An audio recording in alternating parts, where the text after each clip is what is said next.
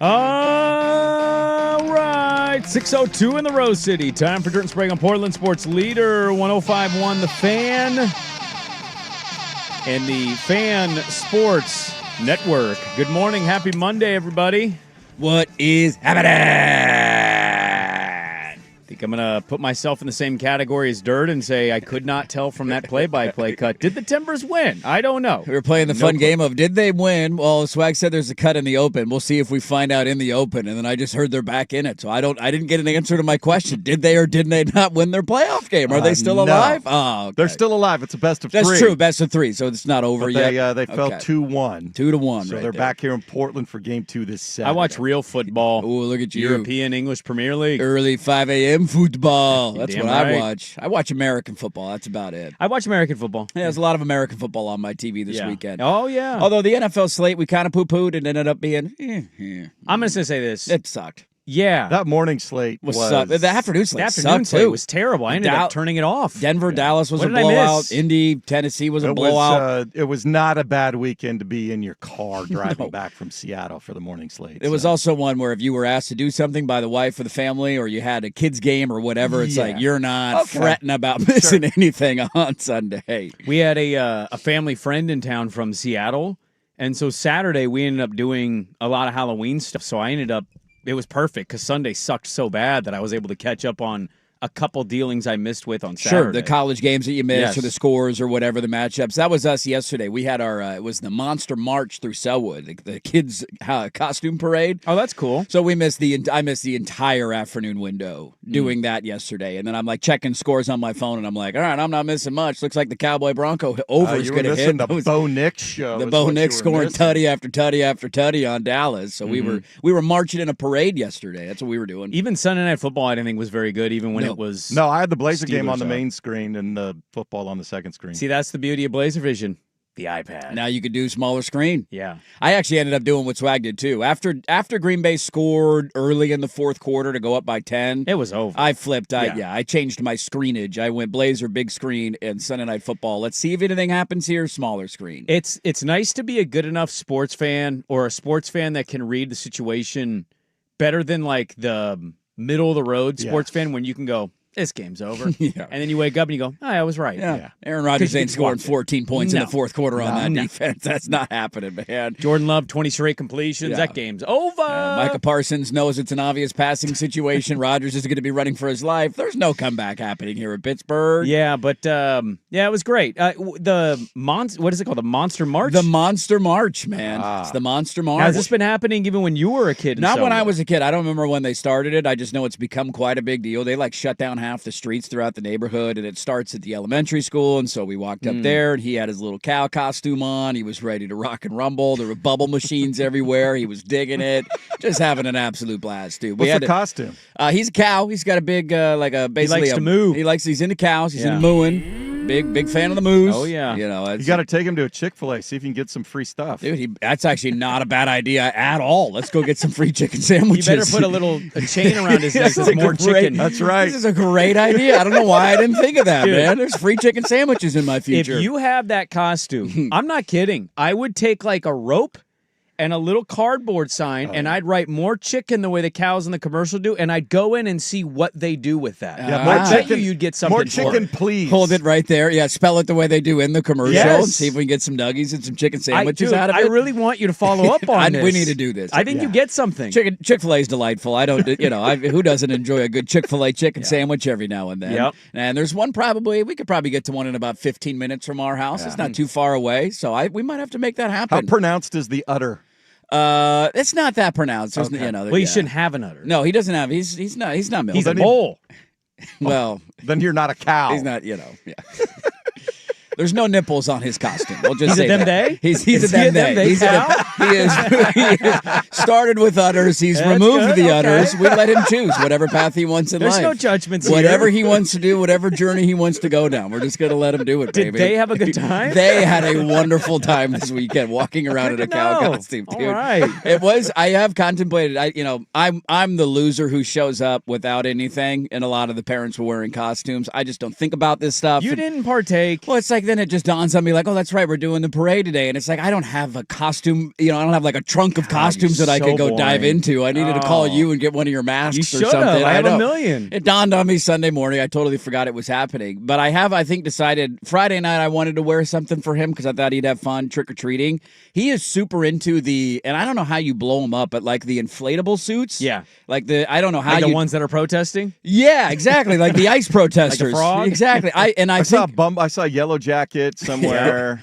Dude, there were a handful of those at the parade, and he just wanted to like follow them and touch them, and he was just fascinated by what's going on here. Yeah. And I think I need to buy one of those for Friday. I don't know how hard they are to execute. I imagine it's not that difficult to blow them up, but I think I'm going to get one. You got to get one of the dinosaur ones. Get a T-Rex. Yeah, get a T-Rex with little tiny arms and run around. I think they come with little batteries, so they just inflate themselves. Like an air mattress or something. Yeah. Okay. Yeah, I think that'll be my plan for Friday. I don't mean to get political, but I will say I did find that frog hip thrusting hilarious in front of those ice agents. Can you triple pump in front of an ice agent, or do they give you a 15-yard flag? You get near that yellow line. You got to be careful. Don't I think cross we that know line. they want to take you in that building. If that hump goes over that line, you're getting taken away, so you better back it up a little bit. What do you do in that building, by the way?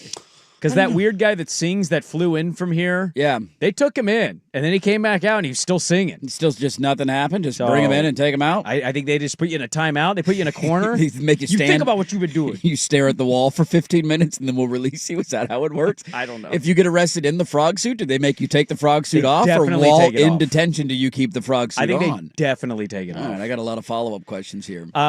He is going to be 2, right? 2 in January. 2 in January? 2 in January. I think the last time I enjoyed any kind of parade, I was 4.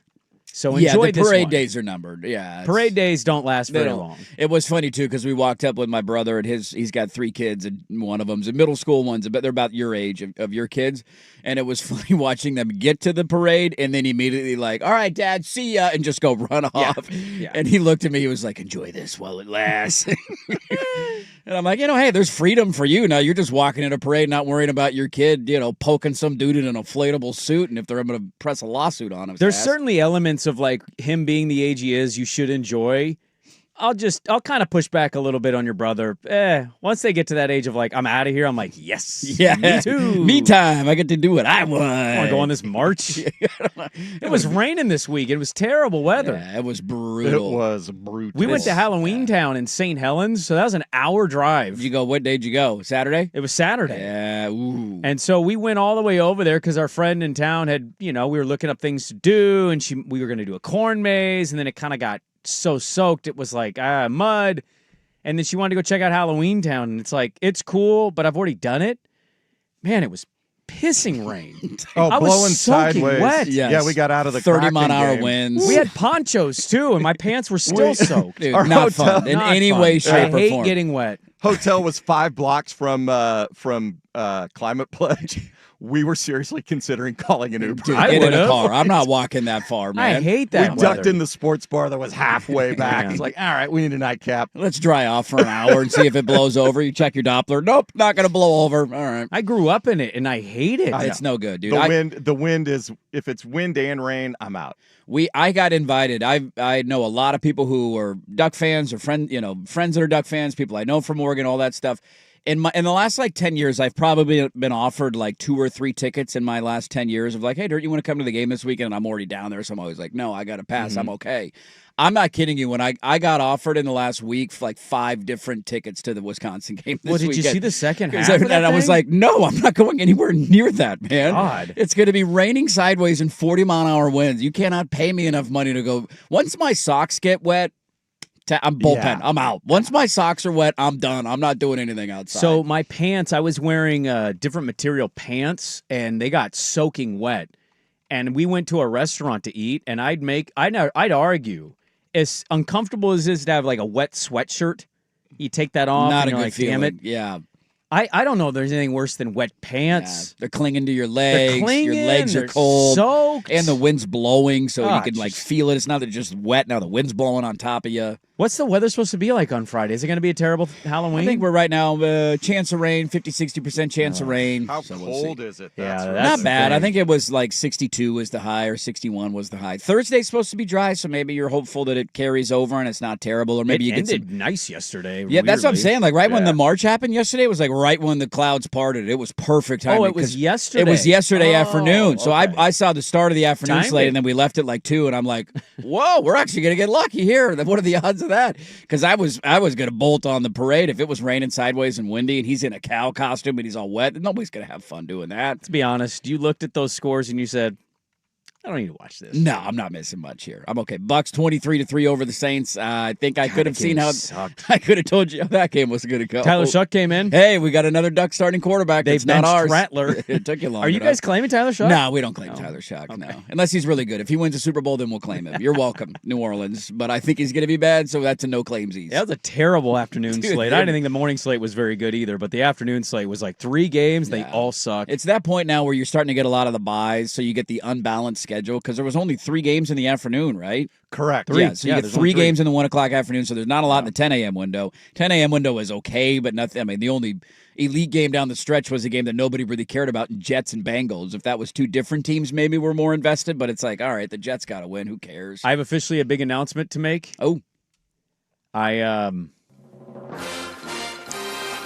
It pains me to say this, but after about 10 years, I've decided I'm officially retiring from fantasy football. You're done? Yeah. I'm Welcome to the club, buddy. I tried to change my lineup on my app because I had forgotten to Thursday, and a defensive player I had just went absolutely insane.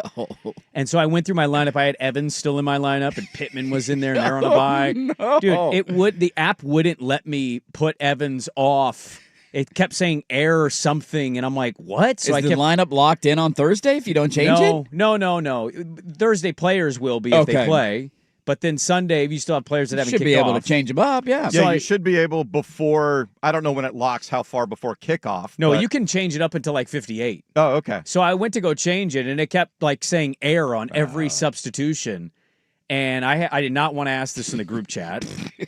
Because you had to change your lineup in 3 weeks, and Mike Evans was still in your lineup? No, it had been 2. Okay. And I just was like, I looked at this, I'm 1-6, and I go, I don't look at this during the week. No. I don't read every practice report. Like, I kind of just don't care. No. And I'm spending $50 a year to lose. So I think I'm done because there's other people in this league that take it way more seriously than I do. Yep. And I just don't care enough, and I couldn't change my lineup, so I literally just kind of pouted and was like, I'm done. Well, why do I do this? I don't care enough. I was starting to get the victory parade going until Scadaboo's ankle turned. Dude.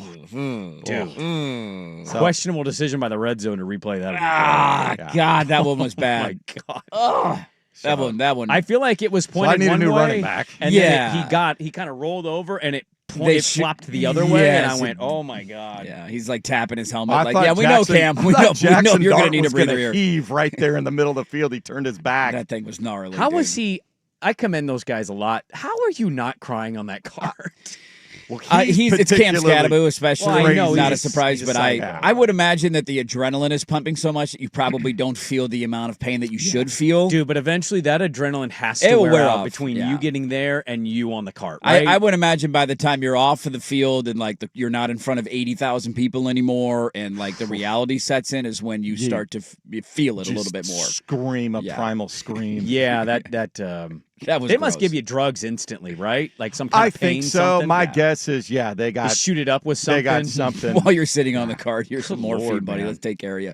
Welcome to the club, though. I had that realization a long time ago that I quit for a while, and then it was like all our like close knit friend group that all gets together. So it's just fun. I'm only doing this to be a part of my cousins. I don't even know most of these guys. Yeah, you're this not is even just friends one- with people. No. Yeah, I it's don't know mostly any an of their an excuse for us to keep the chat going between all of us when life gets busy. That's a fun way to do it. Yeah, to and keep so we talking. can give each other crap, and then somebody will drop in, "Hey, I'm going to be here," or somebody doing this, or Yeah, I don't whatever. have that.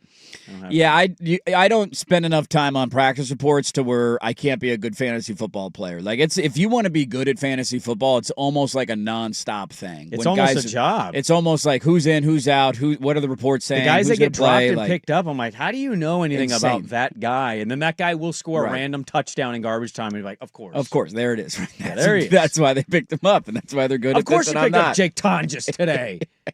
You knew he was going to was score. National Tight It was Ends Day. National Tight End What did Day. you know that I didn't know? Damn it. Yeah, welcome back to the club, buddy. The water's warm. I can't wait for the season to be over. I'll be one in whatever, and It'll be nice to hang them up, man. I'm looking forward to Put that jersey in the rafters. Let's raise it up, and we're done with fantasy football. We're done. We got a lot to get to today. Some massive breaking news last night. Ooh, buddy.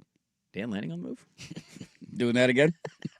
Actually, no. I'll tell you what. If his this name's not been mentioned at all, I think people are starting to realize, like, what's the point? That's just dumb to do.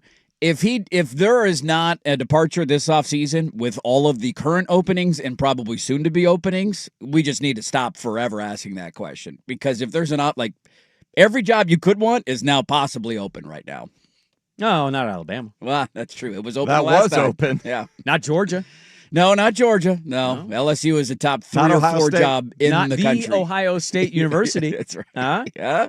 Not Miami. Not Texas. No. Yeah, he's definitely going to go to Miami. Michigan? Is he a Michigan man? I don't know. It could be. Could be. No, his name is not involved. We're just joking. We have a lot, including that ugly win. We need to talk about an ugly win. Talk about that ugly win. Oof. But there was a certain level of he pride. was weirdly like. And I thought he was like really impressed by his team listening to the press conference, and I don't know if fans felt that way.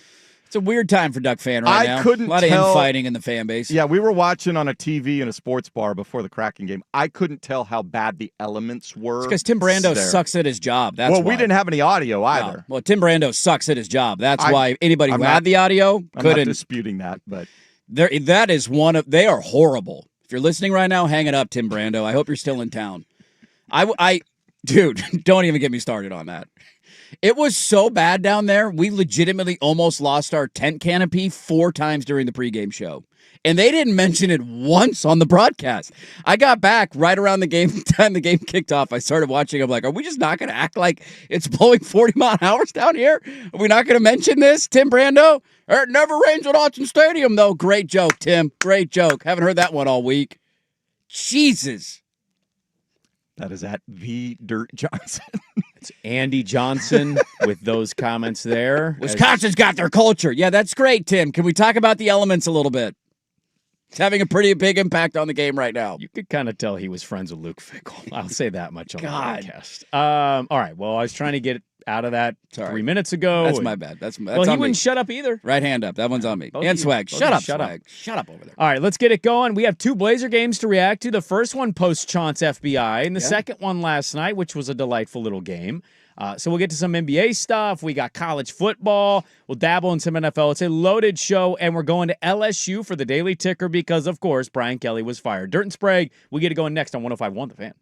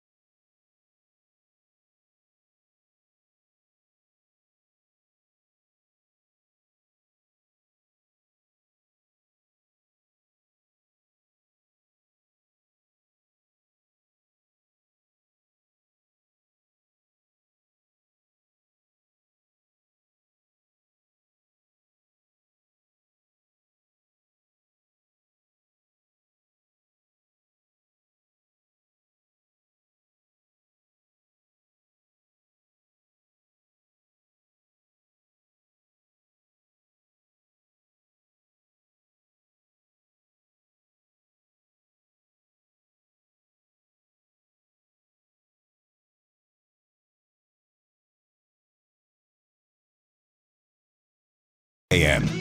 Look, I appreciate the tips on the fantasy football thing. I really do. I just also don't care.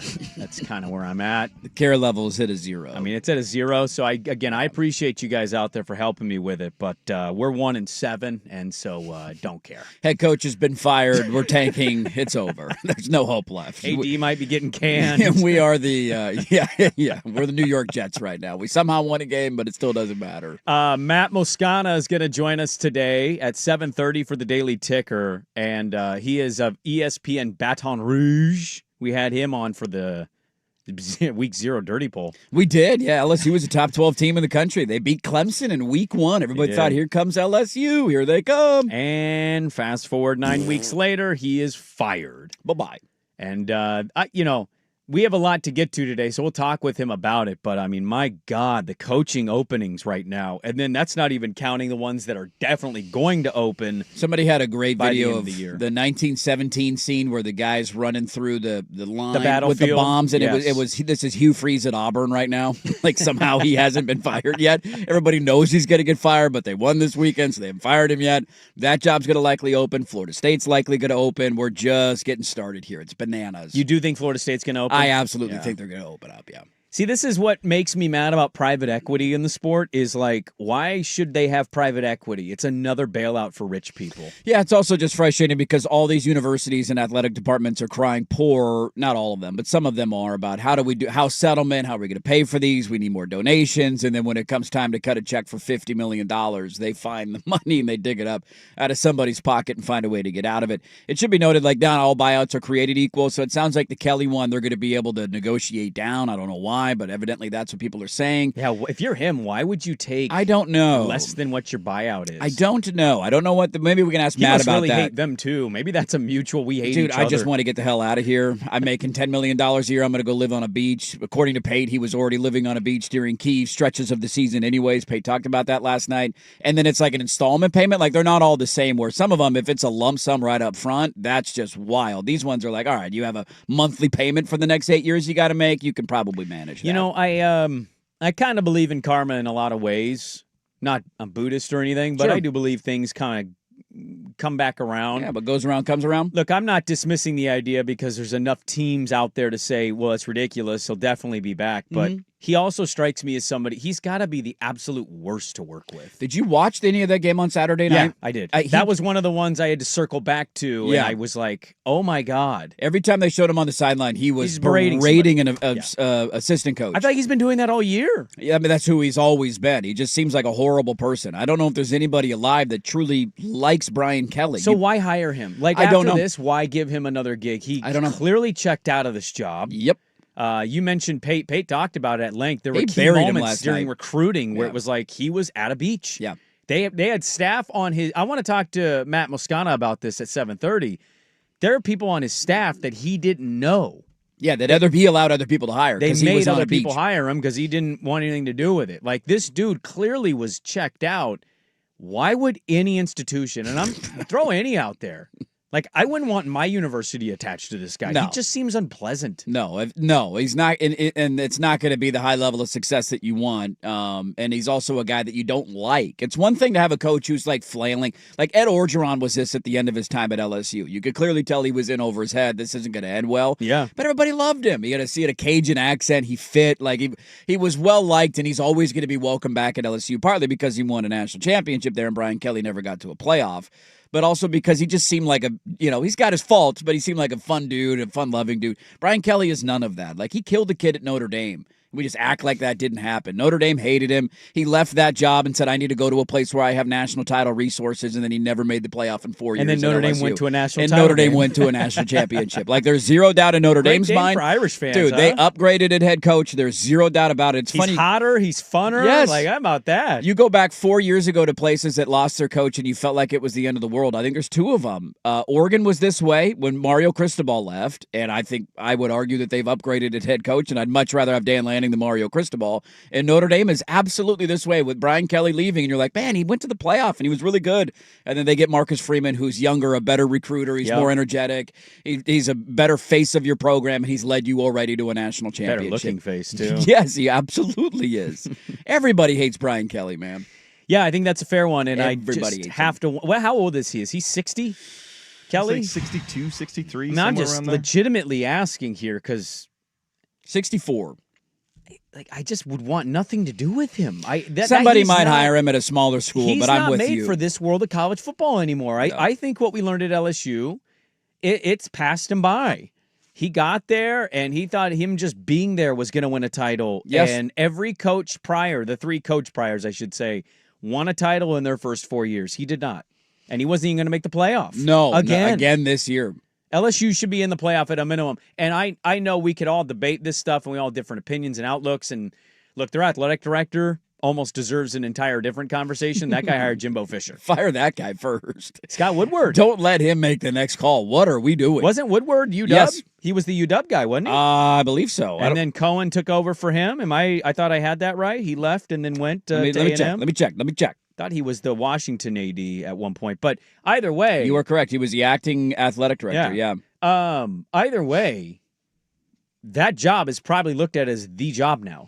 Even if Auburn without a does doubt. open up, even if Florida State opens up, that's the job. That's a top 3 job in the sport. The resources you have, the fan engagement, the pool of talent that exists in the state of Louisiana. The tradition, everything. There's no in-state rivalry like Auburn, Alabama, where half the kids grow up, or not, I don't know what the percentage would be, but like kids grow up of dreaming to go to Auburn or dreaming of going to Alabama. Everybody who grows up in the state of Louisiana grows up dreaming of playing for LSU. Yeah. You have a built-in recruiting advantage in that regard, and there's no you will have Brian Kelly was on a beach in South Florida during most of their signing days, and he still was able to bring in top 10 recruiting classes. They were signing guys from just staff members signing guys that he didn't even know about in their recruiting classes. That's how easily it recruits itself, and that's why they have such high standards there, because it's not like it's a talent problem at LSU. They just had a quarterback who won a Heisman Trophy 2 years ago, and they couldn't get to the playoff because their defense was horrendous. So that's unquestionably a top 3 or 4 job in the sport, and easily, I don't care who else comes open, unless Sark, for whatever reason, does end up leaving Texas, and that happens. That would be the only one in this cycle of jobs. That was a random rumor over the weekend that he completely dispelled, that he was looking at NFL jobs from Diana Rossini, and then his agent had to come out and say that this is completely made up. Why would an NFL team want I don't know. Steve Sarkisian? I don't know. I don't know. All right. Well, An NFL team hired Urban Meyer, so I don't know. You're right. Teams are stupid. Maybe and Tennessee. Maybe he wants to go to Tennessee and be a Titans coach. Go coach Cam Ward. I don't know exactly. But if that's the only one that could come open, that I would say that would be a bigger job than LSU. Well, Matt Moscana is going to join us coming up at 7:30 ESPN Baton Rouge for the ticker. Coming up next, something happened over the weekend. Well, I know one person paid attention. Did the rest of us pay attention? Next, but first, Swag with the sports update.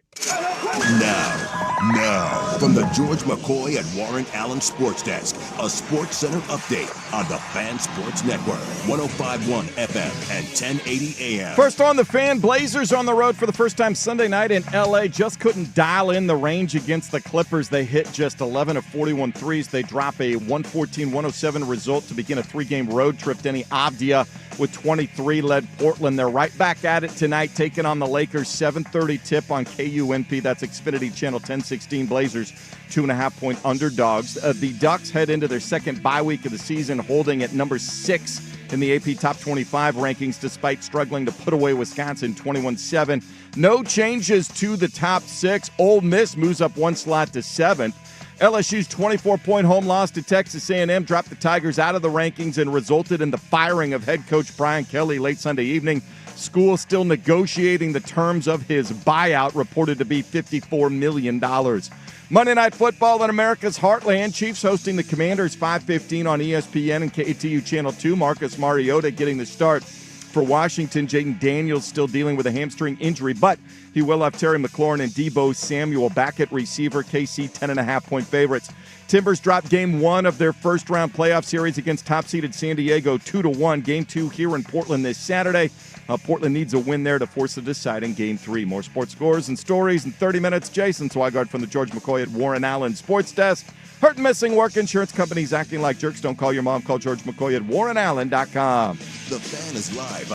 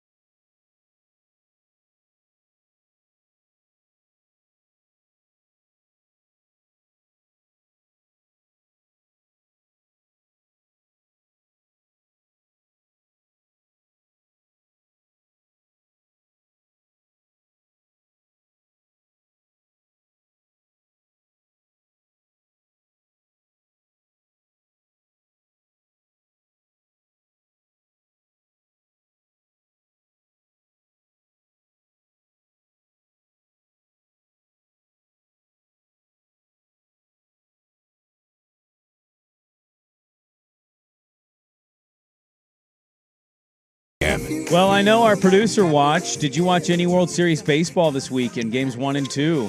I watched game 1 for about, when did they blow it open? The 5th inning, 6th inning? 6th inning. 6th inning. Yeah. Once the grand slam happened, I think I turned it off. That grand slam was great. That was awesome. I got to be honest with you, I didn't watch a second of game 2.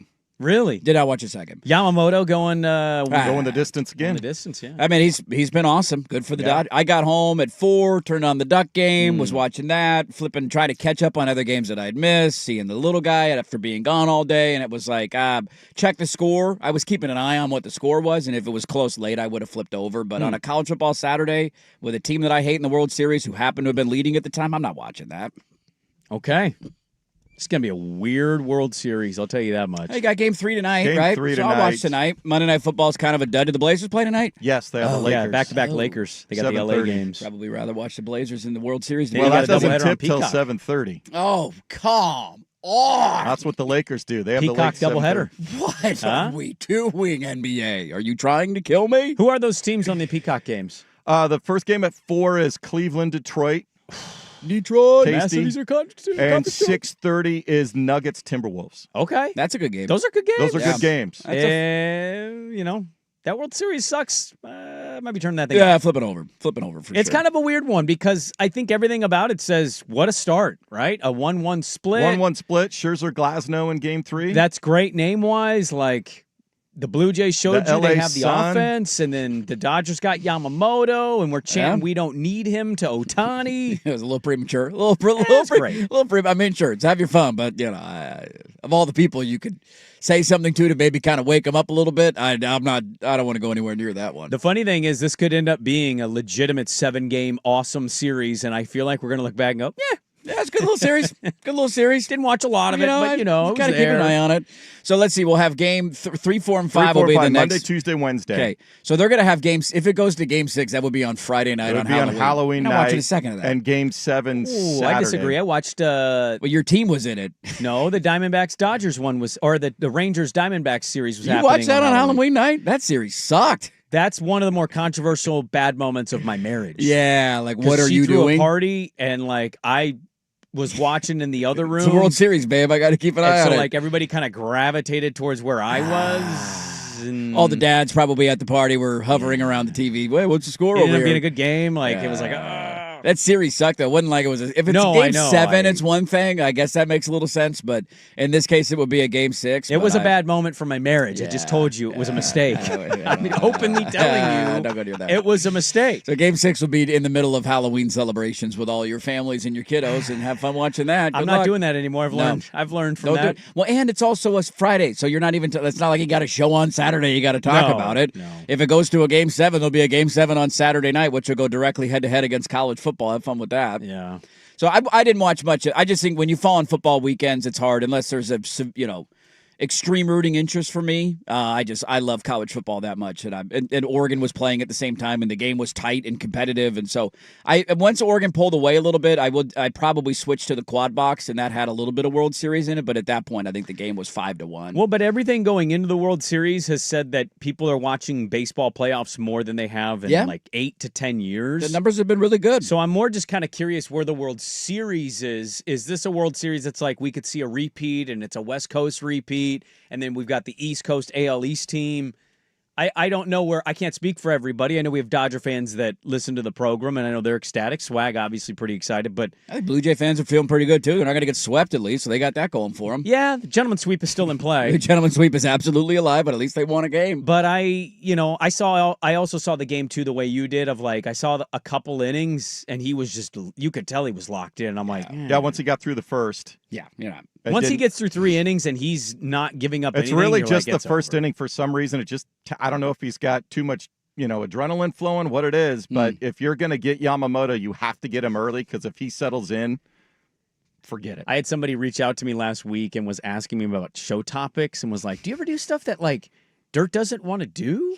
And I go, Yeah. Yeah, it's called NBA The World season. Series in the NBA, like unless his teams are involved, he largely If we're gonna do a does Blazer it. segment, I'll do it. But if you're gonna throw like a random NBA, hey, did you see what happened in Dallas this weekend? No, I did not. The funny thing was sometimes I can't tell, and I'm like, well, that's a good thing. He goes, yeah, but you did a Diana Taurasi segment once, and I went, oh yeah, he. You didn't let me know you were gonna do that one beforehand, and you threw that one to me live on air. Like, buddy, I have never watched Diana Taurasi play basketball in my life, so I don't really have a lot to contribute right now. I'm gonna go ahead and cede the floor to you. The microphone is yours. Well, what would you rather talk about, Taurasi or the World Series? Considering the Dodgers are going to probably win 4 straight and win back-to-back World Series, I'd rather talk about Diana Taurasi. It is funny, the rooting interest, because I think the majority of America is on the side of the Blue Jays. How could you not be? To not the evil Empire Dodgers. But I know every Mariner fan probably to their core is rooting for the Dodgers, and that weird thing of like the team that beat you, you hate them, and you don't want to see them go on to win the World Series. You don't want to be the fan base that sees the team that beat you and goes, we could have won the World Series. We were if right we there. would have won that game We were 7. that close. Because I Pushed think, them. I think more people live in that than we want to admit. I think even the ones that say they are rooting against the You think team secretly- are secretly like, Yeah. we pushed them to a game 7. We were right there. Game One 7. one pitch away. That's what Blazer fans will hold on to the most. Oh, God, we're the worst at that. We played so-and-so, the toughest, according to them. Dallas, after they won the NBA Finals, said we were their hardest series. Dallas was down 2-1 in those NBA Finals, and somehow we were the toughest test. We had to Brandon them? Roy coming back. Miami didn't have anything like that. Sure. We have Brandon Roy in our lineup with one knee. You're damn right we coming did. back from down 20. You're damn right we Nobody did. on Miami could do that.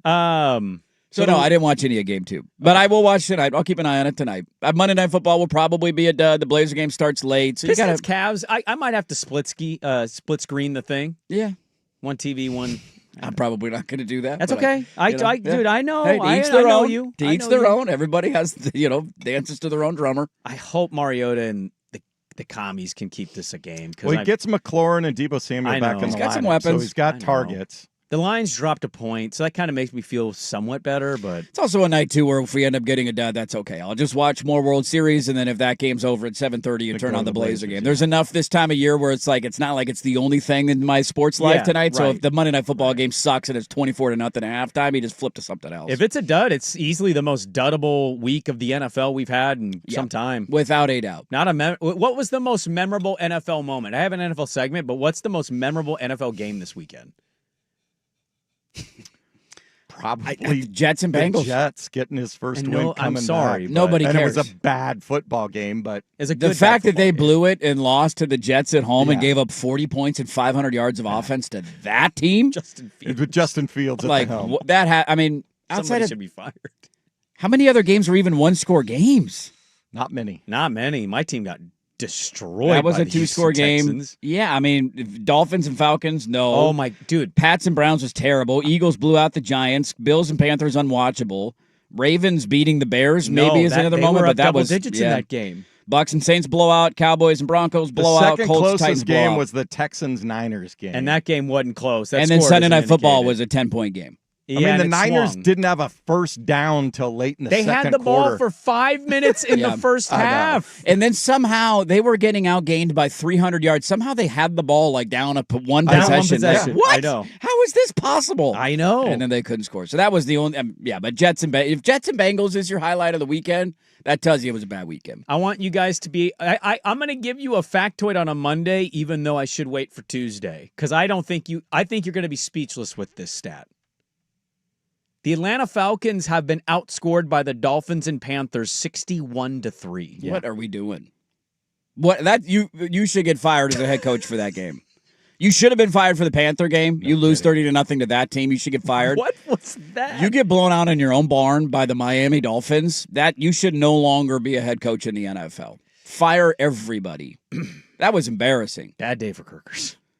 I mean, bad day for everybody. Yeah, I you're mean, right. Kirk You're Cousins, right. yeah, Fire but everybody. dude, Kirk Cousins is 50 years I've old been off saying a it torn since week Achilles, one. man. Their OC sucks. Robinson's terrible. Like, what are we doing, man?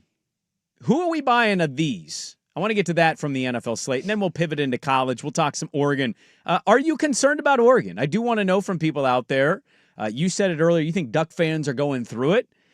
Is there a real narrative about this with Oregon, and are you concerned about Oregon based on their 21-7 win over Wisconsin? We'll get to that at the top of the hour, and you can chime in at 503-864-6326. Dirt and Sprague back with more on 105.1 The Fan.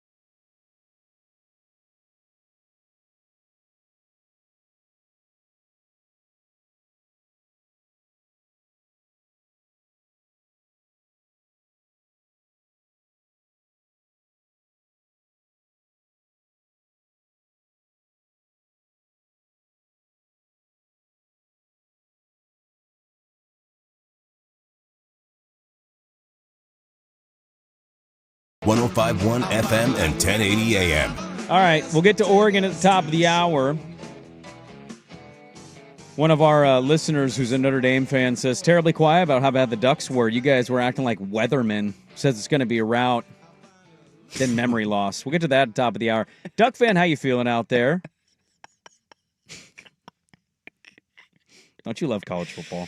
I love it, man. Nothing else elicits this kind of stuff. Nothing. I love that if Oregon wins that game 35-0 and it's over at halftime, we maybe talk about it for 2 minutes on the show today, but because the game went the way that it did, we'll probably do 30 minutes on it. Also, there was a question asked. It just means more, man. There was a question asked to Lanning, and I thought his response was proper, and I guess it's something that you'll be able to help me with that I'm not aware of. Because I got you, buddy. I thought the question was like, we're still asking this question? And he was like, check the tape. Basically, and I was like, yeah, dude, why are we asking this question anymore? Okay. So we'll get to that. We'll get to all of that top of the hour, and then we'll go to LSU for the ticker. Patriots, Broncos, Colts. I was going to throw the Steelers in had they held on. Patriots, Broncos, Colts. Of those three, will one of those three be in the AFC title game? If I made you bet on that today, would you do it? Yes, I would. Okay. Now, which one, I don't know. But I'd be willing to take the odds that one of them could do it. Did you watch the halftime show last night, Sunday Night Football? I did not watch the halftime show, no. That's fine. You don't need to normally. So, what was Jack Collinsworth on there telling you stuff? It was Maria Taylor. Taylor. It was Garrett. What's McCourty and Sims. Okay. And they basically threw those three teams out. And it was like, who's the best one? Mm-hmm. And Garrett goes, the Colts are 7-1. They're scoring touchdowns. They're the best. And then it went to Sims. And Sims was like, the Broncos have a good defense. Bo Nix is going to do it in the clutch. Sean Payton, the Broncos. They lost twice. One of those losses is to I can't remember. It was literally to the Colts. I'll help you. Colts and Chargers beat them. That's who beat them. And then he ended. And then it went McCourty. I'm going to go with the team with the best quarterback. My guy's in New England. Look I'm at like, that great did we TV just panel. assign teams to the... That's exactly what we did. Yeah. You We do this can't team, you do that agree. team, and you do that That's the team. pre-production meeting. That's how you Okay. roll it out. All right. You look for a show of hands first, Yeah. and then if everybody picks the same teams, then you assign. Well, I'm asking that question because I think most football fans will just comfortably continue to sit, and let's hold this for tonight, till the Chiefs are not in that game, Exactly. It's hard not to see them in the game. So that's, if you believe that that's one of the two. Yeah. These three teams are making real names for themselves. Obviously, the Colts are the best record in football. They're a wagon. I'm watching this game, and I go, why didn't I join Swag and breaking the line with the Titans? Yeah. Right? And then you got the Broncos, who, albeit took them 3 quarters to wake up, their last 5 quarters of football, it's like 70 to 80 points. It's unbelievable what they've done the last 5 quarters. Yeah. And they did it without Surtain most of that game, by the way. Yeah, he got hurt on the opening drive or second drive. That was early when he went out. And then you got the Patriots, year one Vrabel, Drake May looking every bit the franchise quarterback you could ask for, and they're playing good defense. Yep. So if you have already penciled in the Chiefs, and I know it's the NFL, so let's pencil here. The Bills came off the bye, and I know they'd face the Red Rifle, but they bludgeoned the Panthers to death quick. Well, I got the running game going. So. And I'm just going to say this. 2 games out, Lamar coming back. I don't know where Ravens the fear are is in of the their background there. Yeah, I I'm think not there's saying you need to be scared. Steelers had a big chance last night to give them some cushion, and they spit the bit. I think there's an argument to be made. They're definitely alive in the AFC North picture because that's just the AFC That's the North only way right they're now. getting in. But that's a different conversation, I think, than a legitimate. I just don't know how I would feel. Even if they went on a run, understand. I'm I'm not just saying. scared of them in the playoffs. But maybe this is the year they prove us wrong. That would be pretty funny. The year they start 1-6 is the year they win the AFC. Maybe that's the way they need They it. need to get woken up early. Yeah, I mean, some of the numbers, I'll give you an NFL factoid on a Monday, too. The points per drive through week 8, most in the NFL since 1978. The number 1 offense of all time is the 2007 Patriots. Not a shocker. 3.57 points per drive. Number 2, Colts. is the 2025 Indianapolis Colts.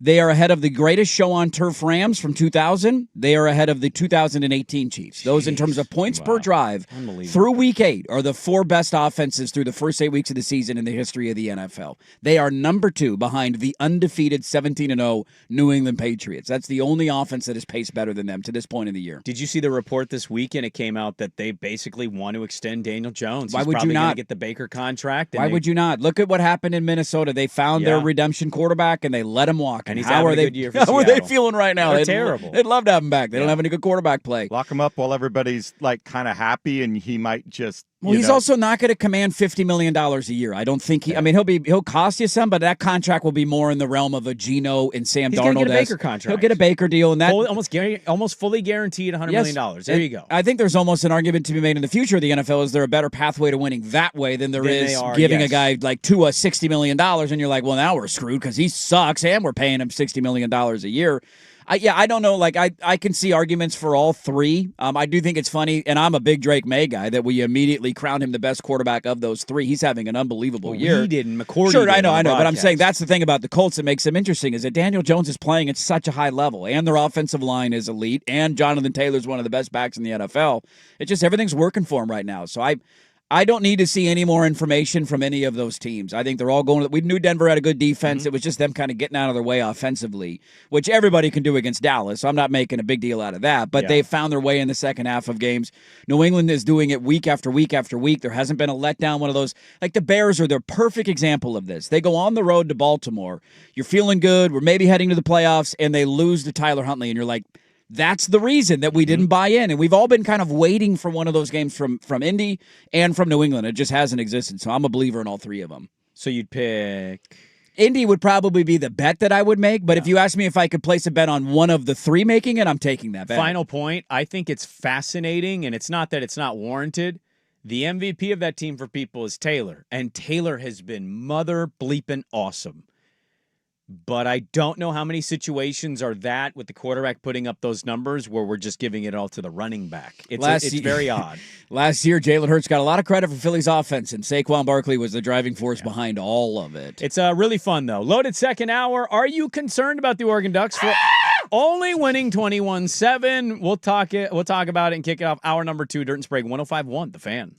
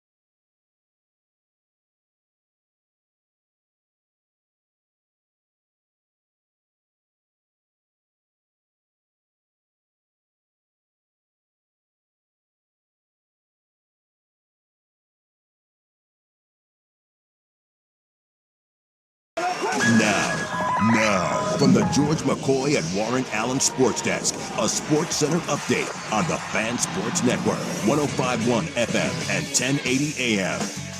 First on the Fan, the Blazers built an 11-point lead in the second quarter, but their shooting did not hold up on the road for the first time this season, falling to the Clippers 114-107.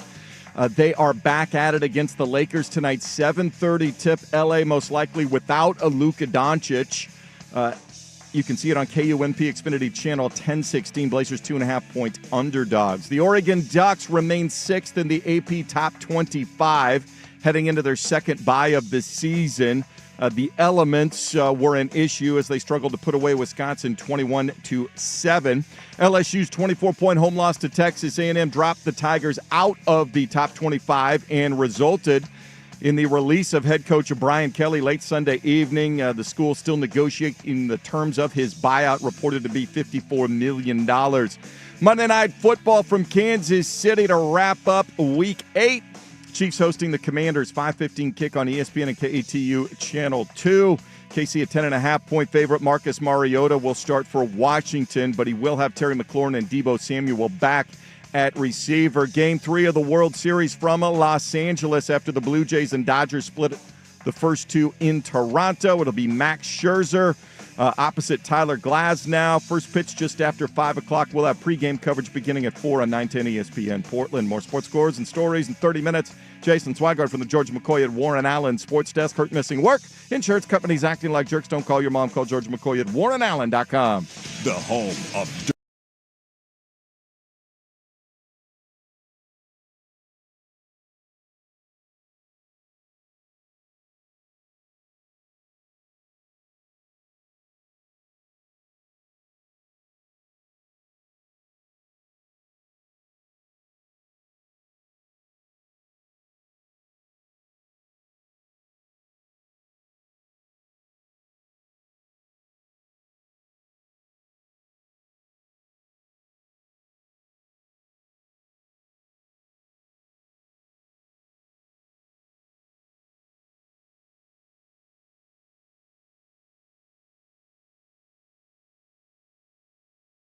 Network.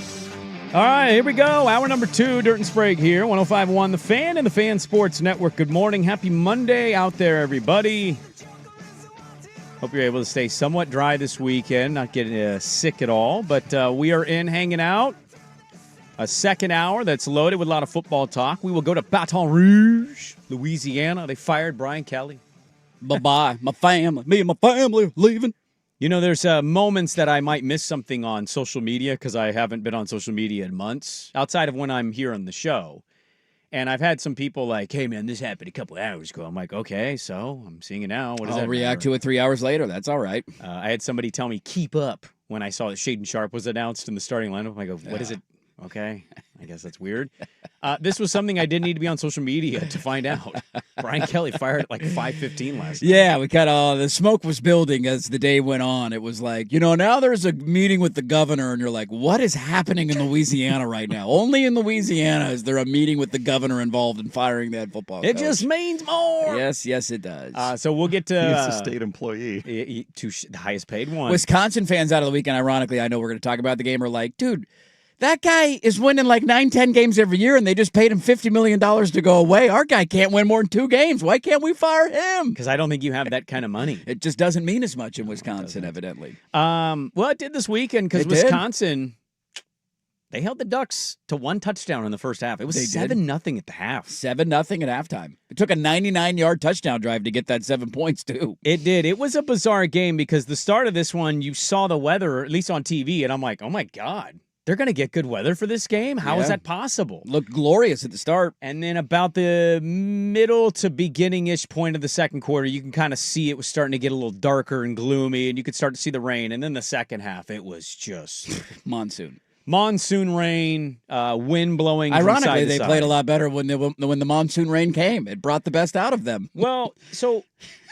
This is interesting because they won 21-7. They didn't come close to covering the number, and it was a pretty ugly game. Yeah. The Wisconsin touchdown was a bit of a miracle, too. He threw it directly into the wind, and it was like 10 yards underthrown, and the guy adjusted. It was double covered, and if that wind isn't there, it's probably picked off. The underthrow is the most underrated play in football, either for pass interference purposes or the DB's not looking, so the receiver goes under him and comes back and catches the football. You are correct. But I'm going to be honest with you here, Andrew. I did not have on my weekend slate rewatching Oregon-Wisconsin because in watching it, I'm like, I'm going to have to come back and rewatch this first half. Did I miss? Is there something I missed? Because it just was odd to me. Yes. I thought Wisconsin came out. They played really tough. They played good. It also looked like they had the play call sheet because even in weird formations or standard run formations, it didn't matter. Turnover on downs, punt, punt, punt. And it just, you watching this Wisconsin defense, which isn't the worst, but no, they're fine defensively. You're watching this and you're like, do they know the play being called? Because it felt like they did. Almost every other run play felt like it was a 5-yard loss for Oregon. It just was the most bizarre start. They had minus 16 rushing yards at the end of the first quarter, I want to say. Minus 13 somewhere in there at the end of the first quarter. I think the great broadcast you highlighted earlier with Tim Brando, I think he noted, I think the fewest amount of yards they had in a quarter was Indiana at 15. Yeah. They ended up with like 20. Oh, they barely topped it. So Yeah, they it took a long completion won. to get over it because that wasn't rushing yards in the first quarter. They couldn't run the ball, and there was sack yardage in there too. Yeah, they were minus rush yards. So it was like till the minute 07 point of the second quarter, they scored their first touchdown. Yes. And it was just a really like uncomfortable, what is going on here first half, I thought, for Oregon. Should also be noted, too, like that touchdown drive that they had, it took them, they scored with 2 minutes to go in the first half. That drive, I want to say, took 7.5 minutes of game clock. Yeah, they took a lot of time off. They just possessed it the entire second quarter and then went 99 yards and scored. So they took the ball over at the 1 yard line with like 9 minutes left and then scored with 2 minutes to go. Ultimately in the first half.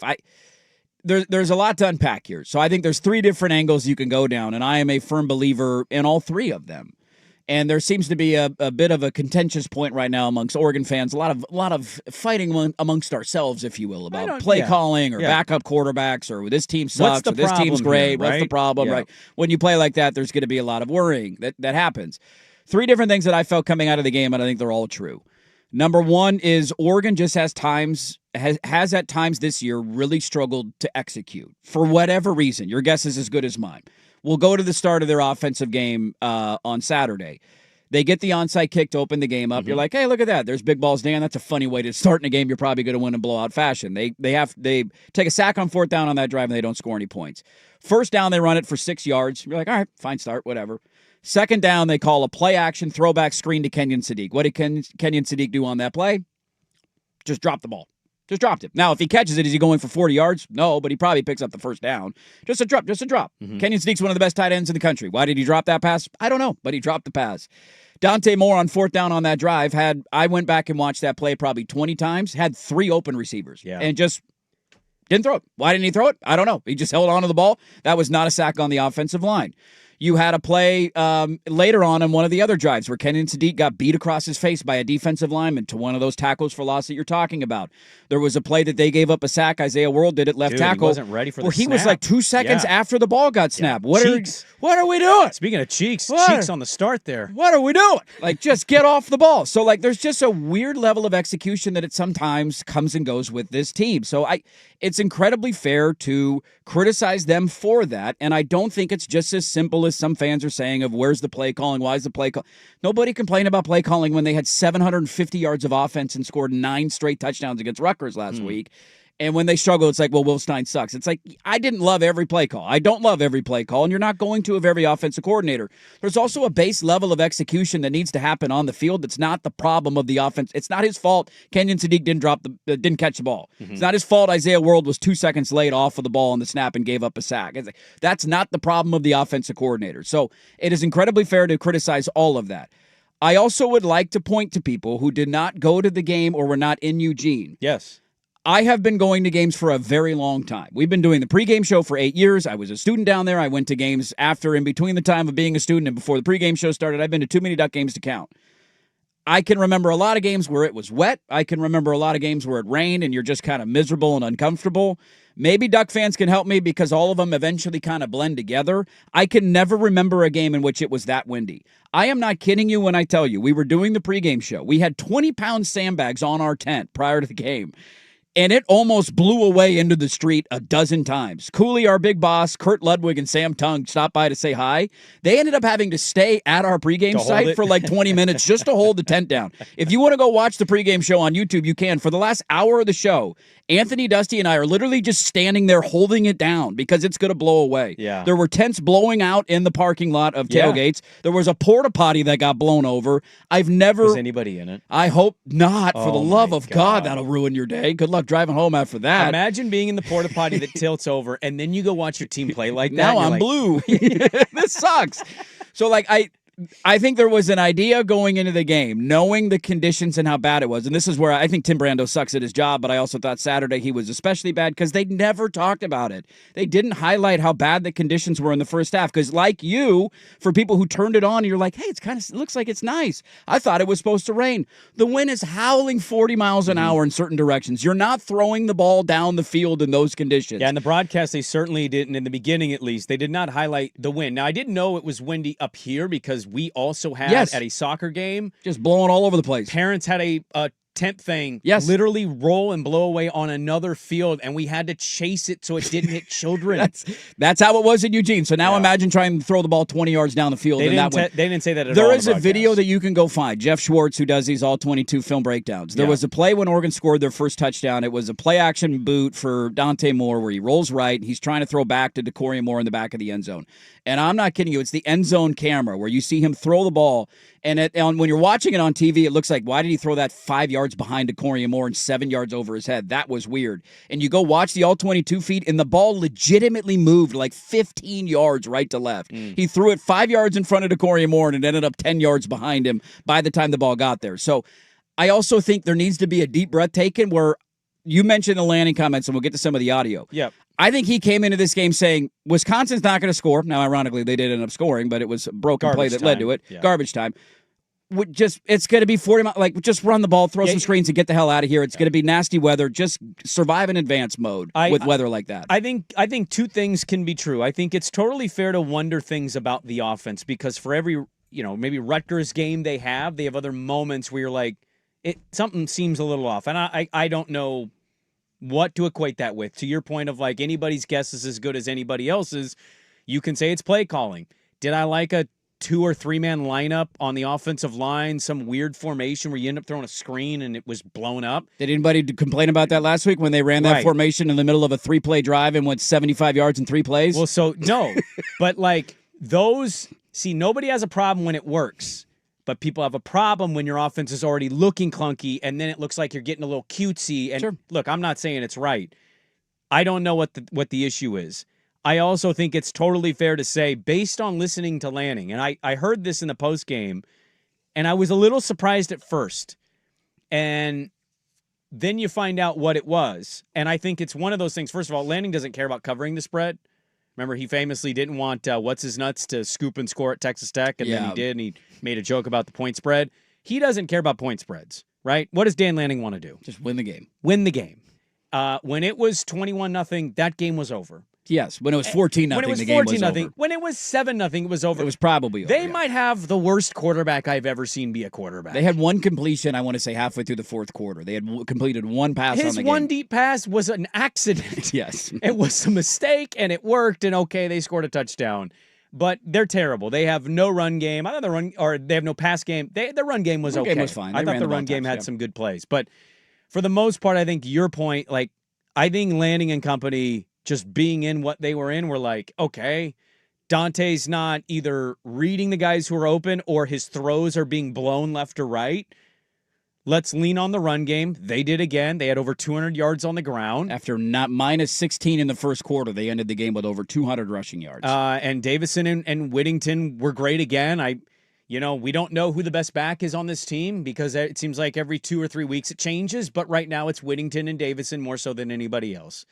And so I think for all the questions we have, and we can get to some of the offensive stuff, I think Dan Lanning gets out of that and goes, hey, we played in crap and we won going away. And I don't care about if it was a 30-point win or a 14-point win. Right. A dub is a dub. But that's not how everybody on the internet has to feel. That's clearly not how everybody on the internet feels. That is not how fans react to it. And so let's carry this over. I got the cut from Dan Lanning in the post game. And then how are you feeling about Oregon right now? Not included in Bill Conley's serious national title contenders article he wrote. He's going to be on the show this week. It's Conley's Quarterly. Yes, it is. Week 9 just happened, so we got 3 more weeks of this. So we'll talk with him this week and carry this over. Fan text lines 503-864-6326. Are you concerned about the Oregon Ducks? You can let us know at the fan text line. Dirt and Sprague, we roll on hour number 2 on 105.1 The Fan.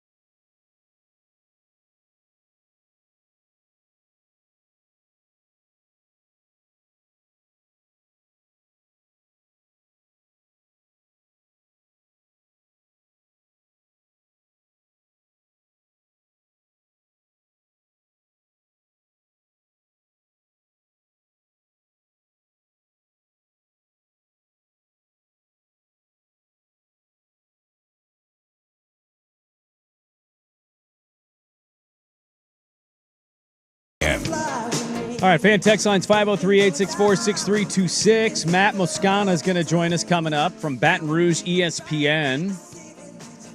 Brian Kelly was fired from LSU last night. We'll talk about that. I did want to quickly say, because somebody said, didn't Dirt say there were 3 things? What was the third observation? I did. My first 2 took a long time, so then I didn't get to my third. The last thing I'll just add, and then we'll get to some comments and audio and all that. Yeah.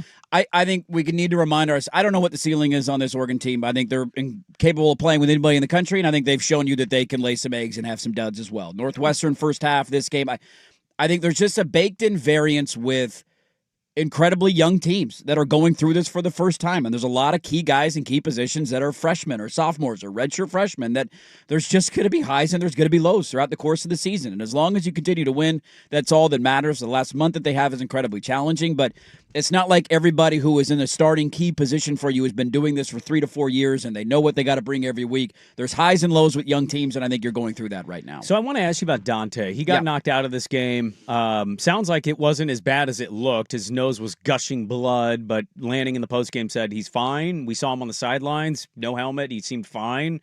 They just chose to keep Brock Thomas in, and they were saying, we're going to hand the ball off most of the time. Brock Thomas attempted 4 passes. Yes. So, like, they won the game without wanting to throw the football. Maybe he falls into the category you just mentioned here, but, like, is there any level of concern? Because what we have to react to, and I know Rutgers just happened, but the Indiana game and then this one where some of those sacks or some of that pressure, it kind of felt like was more on him. Yeah, without a doubt. Also, I thought Wisconsin did an exceptional job of pass rush and applying that pressure. And the minute he gets it, I think the takeaway I have is if you can get close to him, he starts to question everything and sometimes makes poor decisions or bad throws. I'll agree with that, yeah. So I'm kind of curious where you're at on Dante, because I think coming out of the Penn State game, we know where Lanning and everybody was. That's the best college football quarterback there is. And again, Rutgers did happen, so I'm not taking it away. But Indiana now, and then this, he got knocked out pretty early. But I'm just curious where you're at with Dante. Yeah, the nose thing I think will be fine. I wouldn't be surprised if he broke his nose. Maybe that was pretty gnarly. The forearm to the nose through the face mask. And I just think they were considering Wisconsin's not going to score. The weather's terrible. Why would we put him back out there? What's the point, right? So that stuff's not a big deal to me. I think it's totally fair to question Dante in moments when teams can get pressure on him. And I think they, as an offense, are one that is incredibly reliant upon a fast start, momentum, kind of getting into a groove. When they've done that this year, you see how explosive they can be throughout the course of the game. And when you don't, it takes them a while to kind of get going. It takes them a while to find their groove. But then I'll point to the fact that they had negative 16 yards at the end of the first quarter rushing and ended the game with over 200. So it took them a while, but they eventually found it. I think they outgained Wisconsin in the third quarter like 170-15. So the game started to flip the way that we thought it would. It just took them a while to get going. He's got to start clean, and they got to start clean as an offense just to kind of get his confidence rolling. And whatever it is that rattles his confidence or gets him questioning things, they got to try and decipher that. The last month of their schedule is going to be incredibly challenging, starting with Iowa. Did people see what Iowa did this weekend? Yeah, that Iowa game, suddenly I poo-pooed it. Dude, I'll take it back. Smoked Minnesota this weekend. They did. They had this big rivalry game, too. They have a trophy for that thing. There's a pig that goes on there, I think. But yeah, that was a game that Duck fan, I think, already without seeing this game was like, hey, man, it's at Iowa. Could be an early start time. We don't know the kick time yet. We'll see if it's the big nooner, but like, hey, it's at Iowa. Iowa's always a tough team, right? Say what you want about the offense. They're always tough.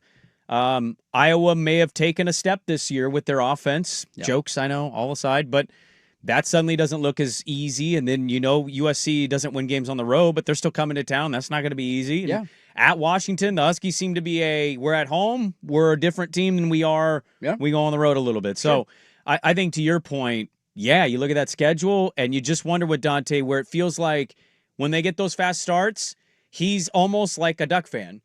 Here we go, baby. Touchdown, touchdown, touchdown, touchdown. But when it's downs, punt, he starts to maybe feel exactly what's going on here. He starts to kind of question things. I think there's just a thing with him that my takeaway is when you're getting that pressure, and this happens for a lot of quarterbacks, but with him specifically, he hesitates on. I've seen him kind of do the double. He had one in this game. To be fair to him, the ball slipped out of his hand. But he's kind of questioning what he's seeing. He wants to throw it. He holds it. He throws it again, and then I don't know. He seems a little easily rattled if you can get that pressure to him. I think the good thing for Oregon fan is that the Iowa game, in my opinion, will tell us how the rest of the season is going to go.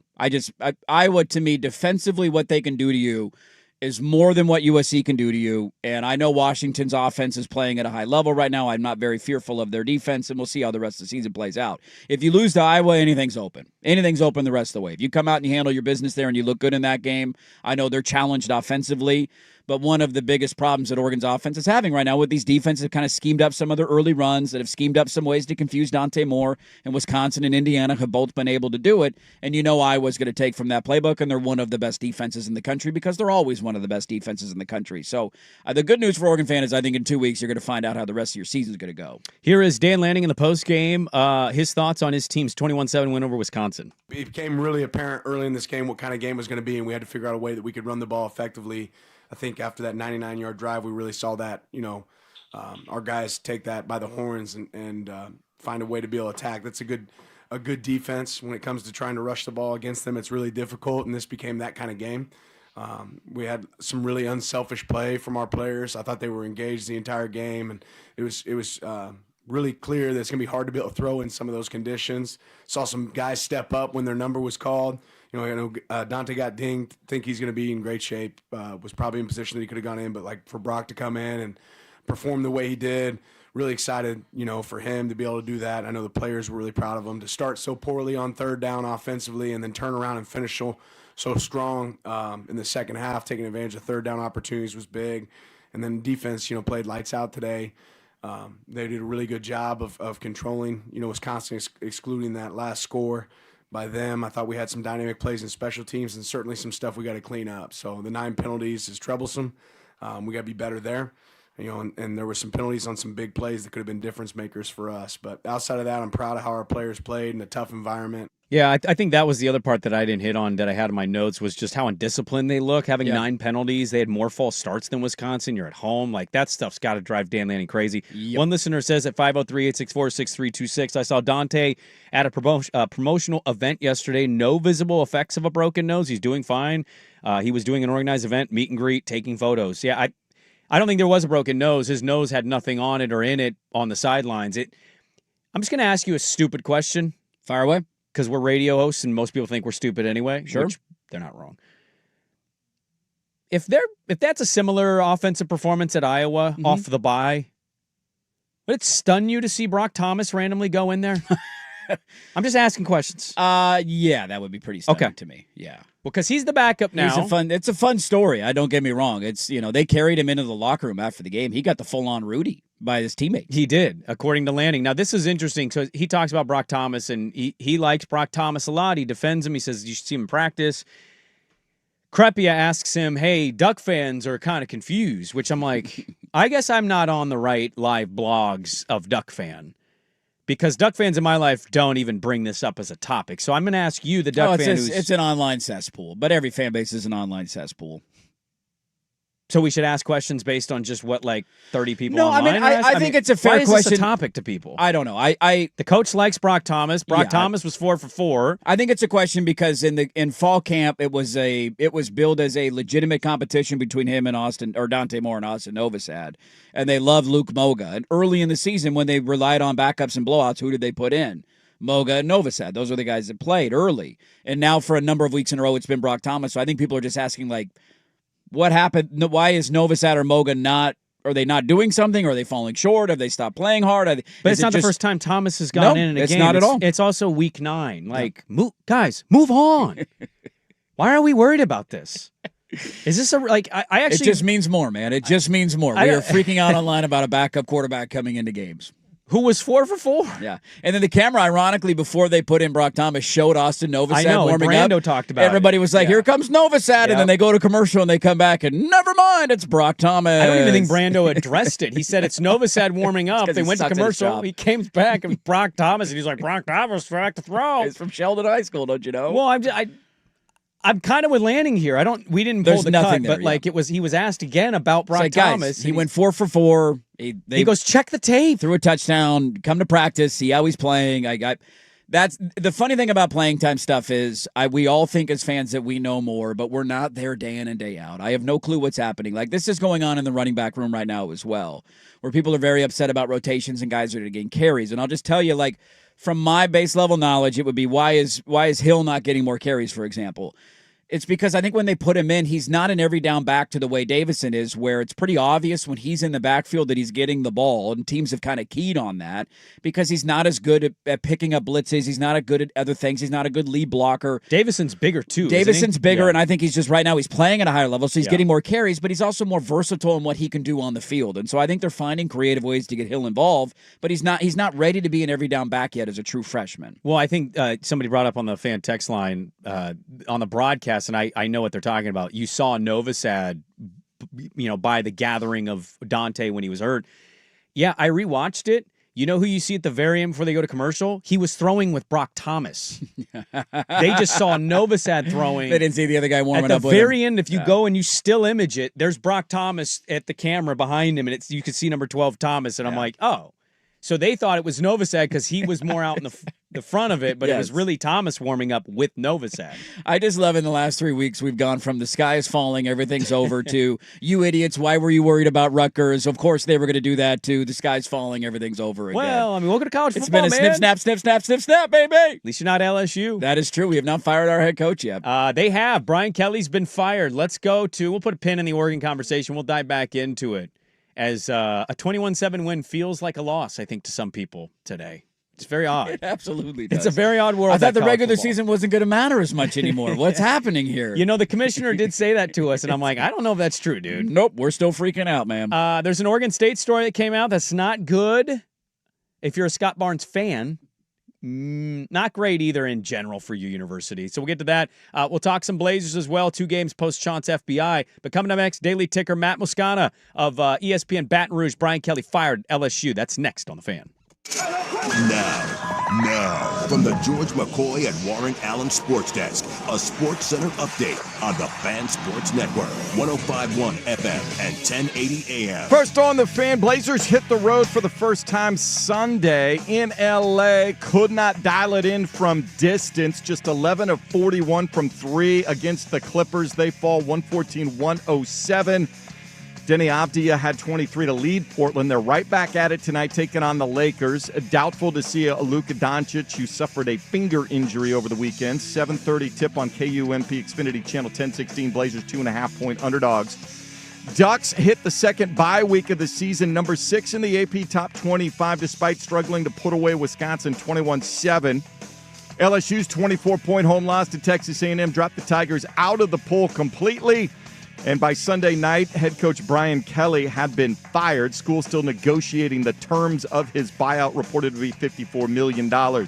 Monday Night Football in America's Heartland. The Chiefs host the Commanders 5:15 on ESPN and KATU Channel 2. Marcus Mariota will get the start for Washington. Jaden Daniels still dealing with a hamstring injury. KC a 10.5-point favorite. More sports scores and stories in 30 minutes. Jason Swigard for the George McCoy at Warren Allen Sports Desk. Hurt missing work. Insurance companies acting like jerks. Don't call your mom. Call George McCoy at warrenallen.com. The home of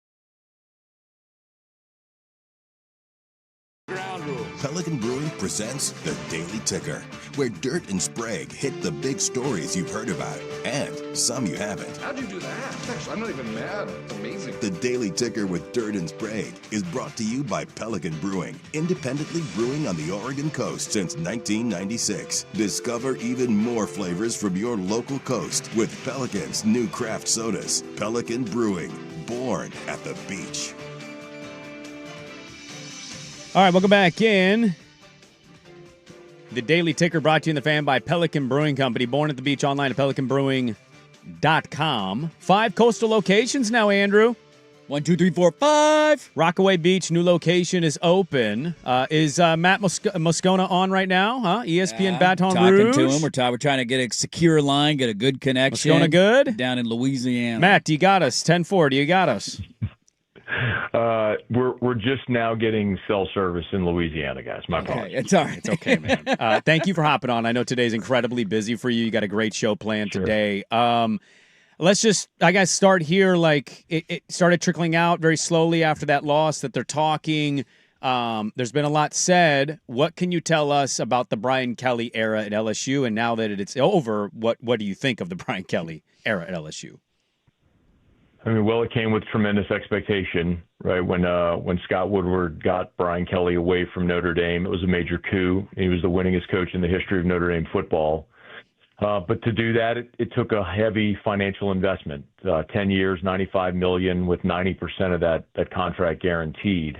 So LSU knew that for better or worse, they were going to be financially bound to Brian Kelly for a decade.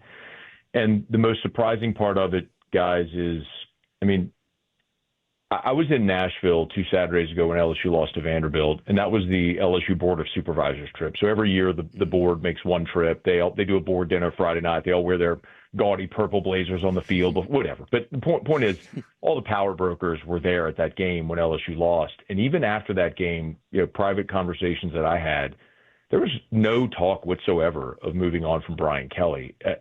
Basically, what was expressed was they've lost 2 close games on the road to top 10 teams, Ole Miss and Vanderbilt. That's not cause to fire someone and pay a $54 million buyout. But that goes to show you just how dramatically things swung on Saturday night.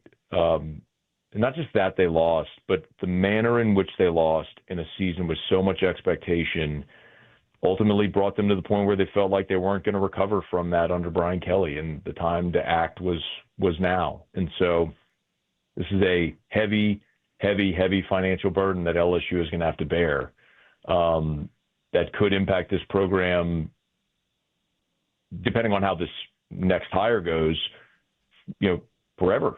This will be a defining moment in this program. But to say that it's a surprise that it led to what it did, how quickly it did, would be a dramatic understatement.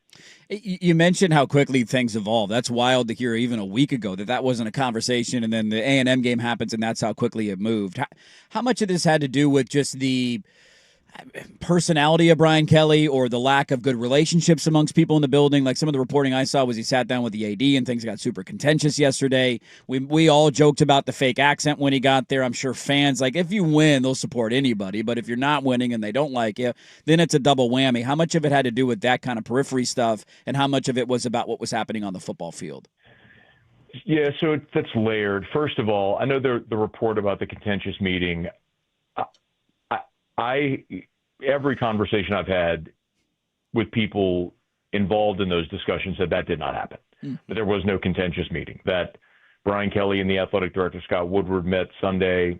Kelly was told he lost support and they were going to move in a different direction. They left. And then Brian Kelly's agent, Trace Armstrong, later got involved as the buyout conversations began. But that contentiousness, that by the way, the team meeting to inform the team that happened at 8 p.m. Central last night, Brian Kelly and Scott Woodward were there. Scott Woodward, the athletic director, introduced Brian Kelly, and Brian Kelly addressed the team. I understand it's a weird thing being here, because I understand the periphery, the impression that people have of Brian Kelly. I can tell you that's not reality here. Look, you're right that when a coach starts losing, people are going to sour on him. But Kelly here was liked. He was respectful, professional. you have to win. Yeah. There's always this conversation about fit, and I never understood that. The winningest coaches in the history of LSU athletics, Nick Saban was a career Midwesterner. Dale Brown was the winningest coach in SEC history, not named Adolph Rupp. He's from Minot, North Dakota. Skip Bertman won 5 baseball titles in 10 years, Jewish guy from Miami coming to heavily Catholic South Louisiana. You don't have to be able to spell étouffée to work at LSU. You just have to win. And so, but it's true. Yeah. And when Brian Kelly was winning early, won the West in year 1, had a Heisman winner in Jaden Daniels in year 2, they just weren't able to continue building upon that success. And that's where things soured, not to do with anything with his personality per se. Matt Moscona, our guest here, ESPN Baton Rouge, Brian Kelly fired LSU. There's a list of guys that's been listed. Lane Kiffin, I think, is the biggest of the names of that group. Thamel, I think, sent out 4 names. We could be wrong here, and I appreciate you kind of correcting some of what's being thrown out there and helping us understand more and more up here about what's going on down there. My co-host and I, we love college football, almost to the level of SEC media types. We talk a lot of college football up here. I'm curious, it feels like Summerall is kind of the underrated best hire because he's already there. It seems like he knows the landscape. And you mentioned you don't have to be the fit per se to win, but he's done a damn good job at Tulane. I'm curious, Wake, where are you looking now as candidates for the opening? I like John Summerall a lot. I'll tell you one thing that's going to work against him is whether this is right or wrong, this is just the reality. The perception of LSU hiring the Tulane coach would not be well received by a lot of people around LSU. Look, it was the same thing 4 years ago that worked against Billy Napier. I mean, Napier was the hot name. I understand how it went at Florida now with the benefit of hindsight, but he was the hot name. I mean, he went from UL Lafayette to Florida. And there were a lot of people here who were just adamantly opposed to LSU hiring the UL Lafayette coach. So that will probably work against Summerall, right or wrong. The Kiffin thing is interesting. There's a lot of ties. Austin Thomas, who's the general manager at LSU, Lane had hired Austin as his GM at Ole Miss, and LSU hired him away from Ole Miss. So there's a lot of synergies there. I don't know how realistic that is. You might be interested. People are mentioning Dan Lanning. Again, I don't know how realistic that is, considering he turned down Alabama. But, you shoot your shot in these types of things. Jed Fish, another name that's come up, who's got Southern ties that you all, I'm sure, familiar with there at UW. And then names like Eli Drinkwitz, Dan Mullen are percolating. I'll give you 2 off-the-radar names. Joe Brady is one. OC with the Bills right now. He was on LSU staff in 2019, won the Broyles as the best assistant in the country. And then Kelvin Shepard, who played linebacker at LSU, is the DC for the Lions right now in Detroit. He's done a great job up there. Is an off-the-radar name to consider. What we don't know, guys, is who is going to be making the hire. I don't know that LSU's athletic director, Scott Woodward, given the current landscape, some of the conversations that have now gone to the level of the governor's office in this state where they're hiring a new university. It's a weird time. They're hiring a new university president, which, of course, the Board of Supervisors will make that hire, but they're effectively going to be enacting the will of the governor.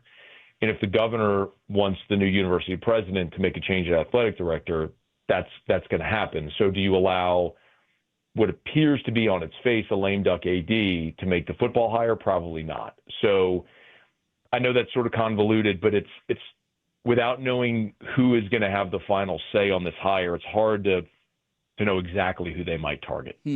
It's funny because I think a lot of fan bases are sometimes, totally spot on and then totally way off on the candidate they want to have hired. Like I heard Josh Pate last night was talking about A&M and how they kind of bullied the team from not hiring Mark Stoops, and they ended up getting Elko. And it's like, well, that worked out pretty well for you. Who was the hire that the fan base would get most excited for? Oh, it would be Lane Kiffin. Yeah. And it's weird, guys, because 4 years ago, LSU and Florida, incidentally, were both open at the same time and after the 21 season, and neither school interviewed Lane Kiffin. How dramatic things have changed because, at the time, the perception of Lane was still what it was. He was sort of reforming his career, right? Being the OC at Bama, and then he went to FAU, and but then he landed at Ole Miss, and he has continued to build upon and stack successful years now in year 6 in Oxford. So he's kind of the hot name, but the real question is, would he leave? It's the odd thing about college football right now in this era is look around. Indiana's number 2, Vanderbilt, Georgia Tech are in the top 10. Like, do you need to be at Florida, LSU, Georgia, Alabama, Ohio State? Like, do you need to be at one of those schools to compete for and win a championship? Maybe not. And if Lane Kiffin's happy and he's making all the money in Oxford and he's got that thing rolling, like, would it make sense for him to pack up and leave now? The answer to that question would have been easy in the last hiring cycle. I don't think it's so cut and dried right now. Final one for you, because we appreciate you hopping on a very, very busy day for you down there. This is kind of a random one. There's up here, Oregon State is looking for a new head coach, and Ed Orgeron is begging college football to give him another chance. And so fans up here are jokingly saying Orgeron State and go Beavers. How about that? I'm just curious, what would you say to Oregon State fans that want Ed Orgeron? So I don't know that I don't mind sharing this with you guys. Like, obviously, there's a lot of connectivity here with Ed. He wants that job. Like, he is making it known that he wants the Oregon State job. So that's, at least on his end, that's real. Ed is a great recruiter, and he is a fantastic defensive line coach. He inherited a great situation from Les Miles. And that might surprise people, but most of the staff that Ed had were staff members he inherited that Les Miles hired. And, he caught lightning in a bottle with Joe Burrow. But he couldn't sustain it. Do I think Ed could build Oregon State into a contender? I do not. Would he make things interesting there? Yes. But I would also tell you that you look at his time at Ole Miss, his time at LSU, that 2019 season is the outlier of the larger scheme, larger sample size of him as a head coach. And I think if anybody wanted to hire him as a defensive line coach, recruiting coordinator, it would be a slam dunk no-brainer. Thinking that Ed Orgeron will ever have success again as a head coach, I don't see that. But he wants that job. Yeah, he wants that job at Oregon State. I know that. I know that firsthand for a fact that he would take that job if it were offered. Well, not many people want us, so that feels good to be wanted because we're terrible right now. But good stuff. Well, Matt. He's got a great tie to the West Coast. I mean, he spent a lot of years at SC, and he knows how to recruit California. I got a funny story for you, Matt. I was at a USC game when he overtook for Lane Kiffin after they tarmacked him. They came to Oregon State that next week, and me and my co-host were at the game, and at midfield, USC won that game in surprising fashion. He told his players before the cameras got there, he said, put me on your shoulders, put me on your shoulders. And they lifted him up, and then the cameras took photos and stuff and made it look like the players did that organically. It's one of the greatest moments I've ever seen be produced at a college football game.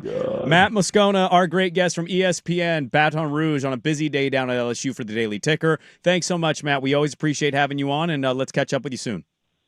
Happy to. Thanks, guys. All right, there we go. Matt Moscona, ESPN Baton Rouge, our great friend down there. That's wild to hear. Well, one, the fake reporting that came out yesterday, because that report was everywhere, that he sat down with the AD, and the AD asked him to fire certain people, and he said he would fire other people, and then it got super contentious. And so for Matt to say none of that happened is a funny turn of events. Also, how quickly, they lose to Vanderbilt last week, and for him to say there was no conversation at all. I think that wasn't that 2 weeks ago, he said? Was that 2 weeks ago with the Vanderbilt? Maybe it was 2 weeks ago. I thought he said 2 weeks. Okay. Either way, but that's point, that's crazy. small of they lose that game, and it's like, we're 5-2. We lost to a top 10 team. We'll be okay. And then just boom, he's gone. We got to carry this over because I have a funny point on that. Penn State, if you'd asked their AD going into the Oregon game, are you going to think about firing that guy in 3 weeks? He'd have been like, you're an idiot. Yeah, even after the Oregon game, nobody was talking about firing him. It was will he ever be able to get over the hump? And then 2 weeks later, he's gone. Daily Ticker brought to you on the Fan by Pelican Brewing Company, born at the beach because they have 5 coastal locations. Rockaway Beach is open. Go check it out. You know the 4 other staples: Lincoln City, Tillamook, Cannon Beach, Pacific City. Welcome to the family, Rockaway. Pelican Brewing, born at the beach. Carry it over a little bit. How about Ed Orgeron? He wants us. Go Beavers, how about that? We don't have very many go Beaver, you know what I mean? Go Beaver, go Beaver, go Beaver, go Beaver. Talk about that neck on the fan. It's time for Who's Stinking It Up? Woo! Do not go in there. A sports lowlight, ripped from the headlines. We couldn't do diddly poo. Brought to you by Three Mountains Home Services. Schedule your appointment online at threemountainshomesservices.com. Great turnover, get a guy on the ground, third down win. offensively explosive play in the game. Just never happened for us. Yeah, we just need somebody to rise up and make a play. Someone just hold the fort down. Yeah, 39 points to the Jets, Zach Taylor, I think will not put you in a great spot. Jets get their first win of the season. They had 502 yards of offense. I mean, just what did we all say about Cincinnati coming into the year? Their defense is not going to be any better. Their defense gave up 500 yards of total offense to Justin Fields and the New York Jets. Whose owner tried to bench their starting quarterback, and then the new starting quarterback got hurt, and they had to play Fields. What a two-day run for Notre Dame fan. Brian Kelly fired, and Al Golden sucks. Yeah. Who's stinking it up? The Bengals yesterday, losing to the Jets. Brought to you by Three Mountains Home Services, who are offering their biggest sale of the year for a limited time. Buy and install a new AC, and Three Mountains will give you a brand new furnace absolutely free. A great deal from a local company, ThreeMountainsHomeservices.com. They make home services delightful.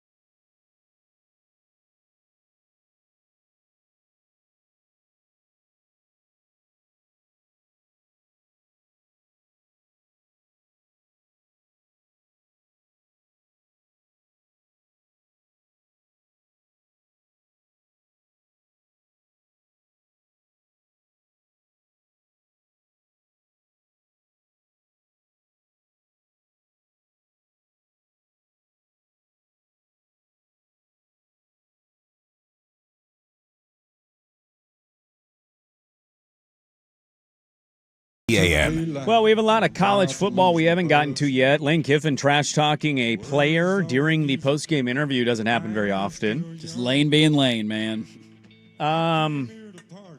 We haven't talked any Blazers. They had the game after Chauncey got arrested by the FBI. They did. Their FBI game.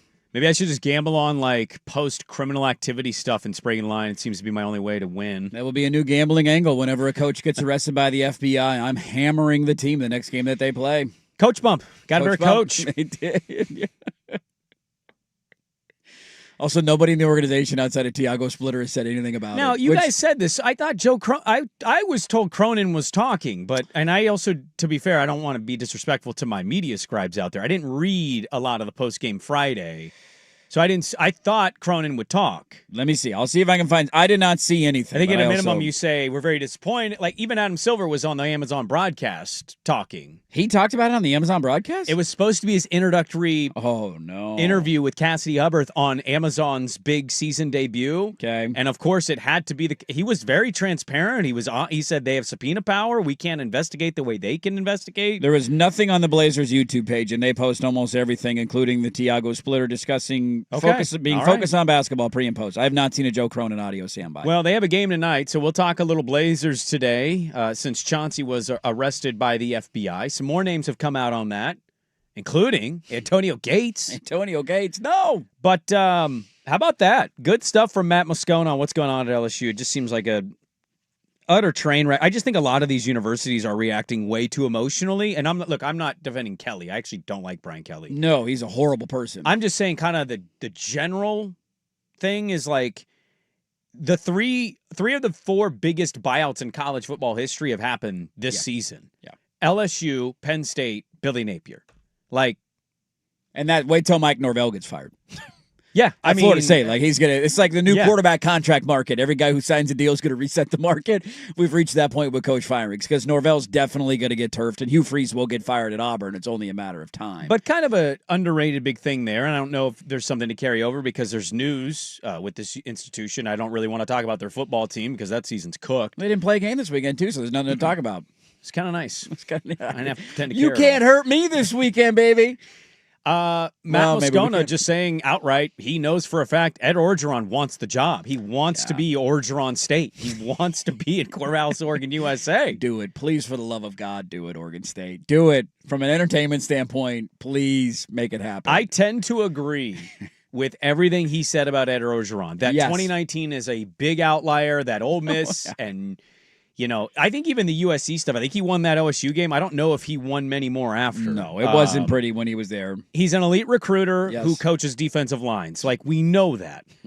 I tend to agree with Moscona of he's not a great coach. Let's go back and play the fun game of look at the roster, look at the assistants. You had Aranda coaching defense, and you had Joe Brady coaching offense, and you had Joe Burrow, and you had Jefferson and Chase. Like, how could anybody... I feel like you could have won the national championship that year with all of what was happening there. But you're not wrong because, man, your program's being dragged through the mud. There was a lawsuit filed yesterday, against Scott Barnes in the athletic department from a former rowing coach for $4.5 million. Oopsies. Your football team is 1-7? 1-7. 1-7 with the Cougs coming up this week. Like... You need something, and I don't know if a random positional coach from another university is going to inject a lot of life into you. I know Jonathan won't. That would be an entertaining, like, hey, we're kind of a fun story for at least if you're going to suck, you might as well be entertaining and suck and be fun and suck, right? You might as well put a smile on people's faces with a Cajun accent. His record, by the way, at Ole Miss for 3 years, he went 3-8, 4-8, 3-9, fired. He was in the blind side for the Ole Miss job. He was. USC was 8 games total as interim head coach. He went 6-2, 6-1 in conference play, so it wasn't terrible. Okay. And then at LSU, it was obviously 6-2, 9-4, 10-3, national championship, 5-5, 6-6, and he got fired in 2021. Okay, so apologies for misremembering the USC stuff. I think the reason I thought that is just I don't remember it all that much outside of the moment we saw in person. Yes, which was hilarious to see. But I also remember now that you say it, USC fan getting mad they didn't hire him. They wanted him. Because he went on to win the title. And like, dude, this guy can recruit. The interim coach boost, man. The interim coach boost is a hell of a thing. He's rode those waves for a while. Yeah, I definitely want to talk about that in the next hour because that would be a pretty big news. Also, LSU just... The coaching search right now is fascinating because I think a lot of coaches are realizing I got a pretty good thing going where I'm at. Brian Kelly was at Notre Dame. He wasn't going to get fired there. Leaves for LSU. What happens 4 years later? So Lane Kiffin will be the prime guy to watch. Like if Lane Kiffin doesn't take a job, where's your surprise level? Historically speaking, he's really, if he doesn't take a job, why does he need to? I don't know. It's like they just won this week. He got his first ranked win. They look great. That was a massive win in bad conditions. I think his team is really good, and they played a pretty good. I thought they were going to win the Georgia game until the fourth quarter. And this Ferris State quarterback who's playing at a high level. Yeah, the Chambliss kid is the real deal. Your defense is fine. You got resources. You're doing what do good. You leave for? I know. It'll be very interesting to see if some of these big names turn down a job like LSU, which will tell you the market's totally different. I want to ask you this, man. Like I think we can kick off the third hour with this. Like, would it shock you if a Sarkisian left to Texas for an LSU? Yes. Now, I know Lanning is a name. He jokingly, he didn't joke. He just said it. You had to shoot your shot. But, like, would it shock you if names like that? This is a big gig, dude. It's a top 3 job in college football. Is Texas one of the 2 above it? I would tend to think so, but really? I would. So Texas, LSU are your 2 of your top 3. What's the number Probably. 1? Alabama, Georgia. Not Ohio State in the top 3? I guess so, yeah. Now I'm running out of spots. I don't know. I'm pressing him. Top five. That's your top five. Firm top five. Final answer right right. there. Third hour of the program, we'll get to some NFL. We'll get to college football, the coaching list, the Oregon State news, not great, and some Blazers. We got a lot to get to in the next 2 hours of the show. Dirt and Sprague, hour number 3, 105.1, The Fan and the Fan Sports Network.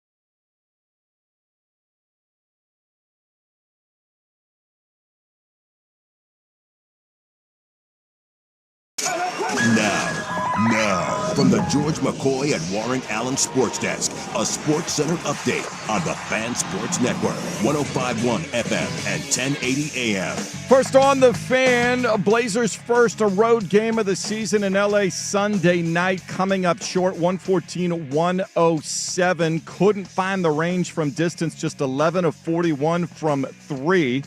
Denny Avdia had 23 to lead Portland. They'll try again tonight against the Lakers, who are most likely without Luka Doncic, suffering a finger injury over the weekend. 7:30 tip on KUMP Xfinity Channel 1016.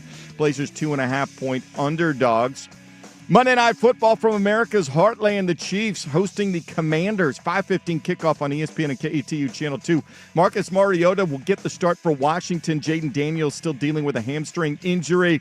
Marcus will have Terry McLaurin, Deebo Samuel back to throw to. KC holding as a 10.5-point favorite. World Series Game 3 from Los Angeles tonight.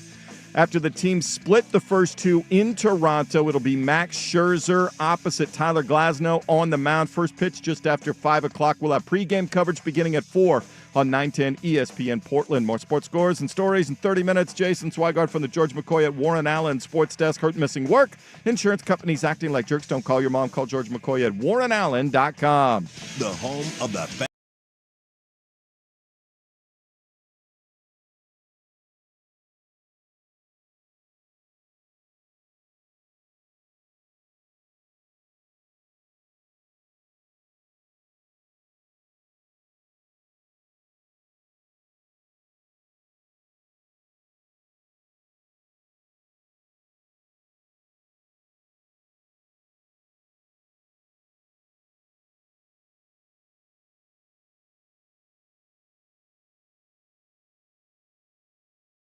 Hey, welcome back in. Hour number 3. Dirt and Sprague here on Portland Sports Leader, 105.1 FM, The Fan, 1080 AM, the Odyssey app, YouTube. Call it the Fan Sports Network. Thanks for hanging out, everybody. Happy Monday. Hope your weather is going good. Hope your day's going good and you're surviving the weather. I have a Magic Hat story. I didn't get to Magic Hat last week. No, we did not, because Chauncey Billups got arrested by the FBI. I have a Magic Hat story involving this song. Oh, okay. I'm very excited about that. So hold on to that for Thursday. Save that for 3 days from now, unless Tiago Splitter gets arrested by the FBI. Then things might get a little complicated. It's the coaching carousel stuff in college football, and I don't want it to dominate the rest of the show, but it's hard not to after that interview to just kind of, unpack it a little bit more. Ed Orgeron wanting the Oregon State job is hilarious, and I genuinely hope that they hire him. I just, for the love of God, I don't know if some, FCS coach that you bring up is going to be the real deal. I have no clue how that's going to work out. Make me laugh, make me smile. Ed Orgeron can do that, and I know he can recruit. That's for damn sure. You'll probably have a good defensive line. Well, if I told you Ed Orgeron's coming to do a press conference in Corvallis, where they hold press conferences, I think you'd get that pretty place is excited. packed. That place is packed. Yeah, I think it's going to be packed for whoever because they're going to try to turn the page. But like comp that, and again, I'm not saying I think he wins at an elite level. No, but there was reporting on a guy, a positional coach at UW, and I also heard about that guy, the receivers coach. And so, just comp hiring the receivers coach from Washington as your head coach. And what the reaction is. And it doesn't mean the fan reaction has to be right or wrong. Maybe he ends up being a great hire. That guy's young. He can, he's a great recruiter. He hung around post to bore.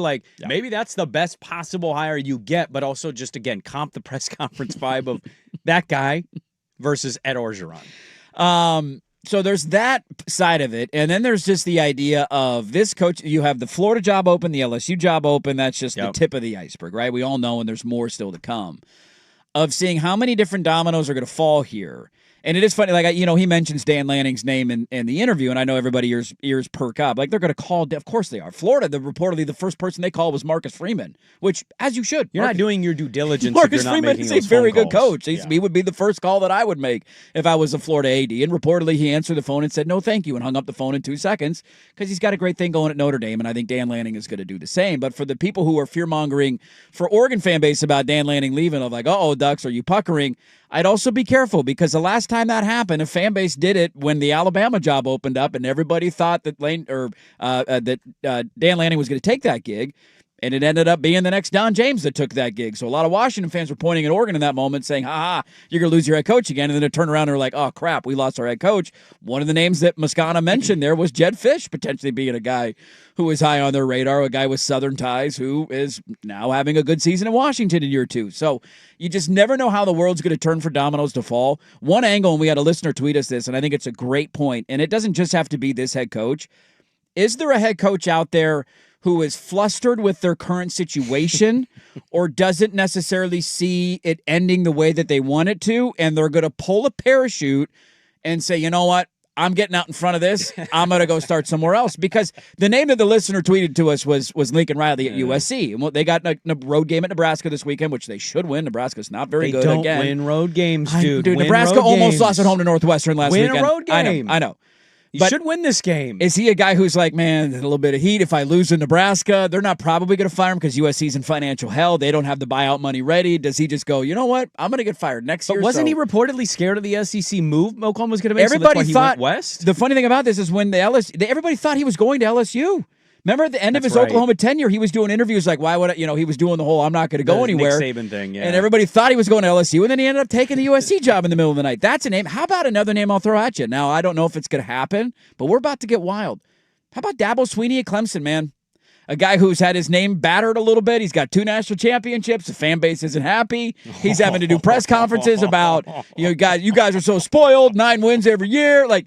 Is that a guy that's like, you know what? Screw this. I think Ryan Day would have been this had he not won a national title last year if they didn't fire him. Fired. I know, but if they did, let's say they lose to Notre Dame in the national title game. I still think they fire him. Maybe they do, but he also would have been like, screw this, dude. I'm getting death threats to my family. I don't want any part of this. I'm gone. I'd still argue he should still be remembering what happened last year and not forget it, even though he's got a great circumstance. A sitting head coach who says, you know what? It's not just a move up in job. It's I don't know if my feet are firmly on the ground here and I'm getting the hell out of here. Yeah. I mean, look, in that world, they're all greasy, slimy sales guys to a certain extent. And look, I wouldn't put anything out of the realm of possibility. Nothing. Not a name. Now, do I think certain guys will stay versus other guys might be more willing to go? Absolutely. I don't think Lanning's leaving for LSU. I think he is all the way down in Eugene, there to build it, and he's got a great thing, and I want to move his family. But again, nothing is impossible to me either.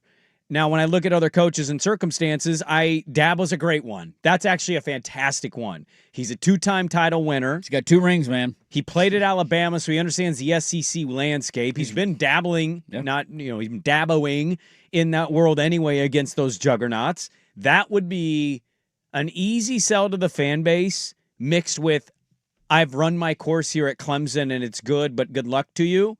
End on good terms. That's a great name to be throwing out. I'm walking out the door. You're not going to fire me. I'm leaving on my own. And, Lincoln, I don't know, man. I can understand the idea and the thought to it. The intel was that he left Oklahoma because he was scared of the SEC. Yeah. Now, scared is probably exaggerating there. Sure. But I think he thought going to the Pac-12 at USC, he's going to an expanded playoff. He's going to be able to compete more there than year in and year out. Dude, look at the SEC.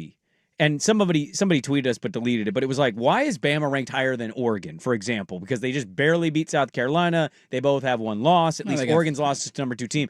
And, it's the SEC. They have 4 ranked wins, too. Oregon doesn't have a single one. Well, that's the counter, too. But I just think we have watched this, and you and I will push back season to season on SEC stuff, I think, when it's warranted. Yes. I don't push back this year, dude. Every weekend I look at these games, and I'm like, good luck. I thought Bama for sure was going to lose that game. They were on the ropes. They were doing all the stupid things. They touched the punt, and they did everything they could to lose, and then they eked it out. And so I think just winning almost week to week in the SEC stands against like 2 teams, I just think it's impressive. And so that's a different juggernaut. You have to think about, do you want a current coach who might be struggling in their situation, or are you such a job that you get either the best name that's going to come open on the market, or you take an NFL guy even? I wouldn't overlook that idea either. Joe Brady's a good name because he won there. He's young, right? He's kind of a Kenny Dillingham of LSU for people. He was the guy we all kind of credited for the offense, and I think also in hindsight, like, he was a great play caller, don't get me wrong. The talent that they had, I think a blind squirrel could have drawn up plays for 40 points per game, throwing at Jamar Chase and all those guys. That's totally fair. And he went to Carolina with Rule, and it didn't work. Look what he's doing in Buffalo. They fired Ken Dorsey. He took over, and all the numbers say that it's gotten better. And so him at the helm, I think, would leave people encouraged. But, they're LSU. I don't think there's a limit on who they can call and contact and maybe even get interested in the job. It's going to be wild. The other thing, too, that is tied into this now is you have coaches who are, like Lanning has definitely been this, a guy every time it gets brought up, he's adamant, I'm not leaving. He just did another random interview with Chris Lowe. What was that, 3 weeks ago before the Indiana game? Or the Friday before the game, it drops of like, stop, I'm not going anywhere. I want to win a title here. This is my goal. Like, I'm not leaving. Yeah. So he's going to keep doing that and doing that and doing that and doing that. And I would hope if he doesn't take a job in this coaching cycle with all the openings and potential vacancies, like, we just need to stop acting like he's going to eventually leave. Well, Moscana just said him, I think, out of a respect of he's one of the better names, but nobody nationally. Like, Thamo has a thing here with the top candidates he thinks for an LSU coaching job. Lanning's not one of them. No, they've learned of like, I'm not going to put the name on the list. But you got guys who are having a great run at places where there's sentimental value to them. And I'm wondering if the LSU job is enough to eliminate the sentimental value. I'll throw 2 names at you.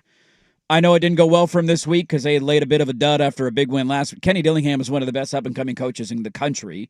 Took Arizona State to the College Football Playoff. He's a good offensive mind. He loves passion. He loves investment. Dude, he would fit perfectly. But where's he from? He's from Tempe. I got guys at my wedding. Like, is he willing to leave Arizona State for that? Yes. Is he? And I don't know. I don't know if he is. I think he would be. Okay. That's a name that I would throw out. How would you not be? Because I don't know what's important to him. That's the hard part with this. I totally agree with you on surface value of like. Skeet can go to LSU with him. LSU is an incredible job. I don't disagree with you, but also like that, he grew up dreaming of being the head coach at Arizona State. Like, bro, you won the conference. You went to the playoffs. You did your job. Get out of there. Another one who got another win this weekend and is 7-1 and ranked 9th in the country. Clark Lee at Vanderbilt. Yeah, that's a great one. He's an alumni. He played at Vanderbilt. He's clearly got them going in the right direction. Every arrow is pointed north for Vanderbilt football. He just beat LSU. Like, is he looking around like that? There's a couple of guys out there that I circle and say there's no question in my mind that LSU is a better job than Arizona State or Vanderbilt.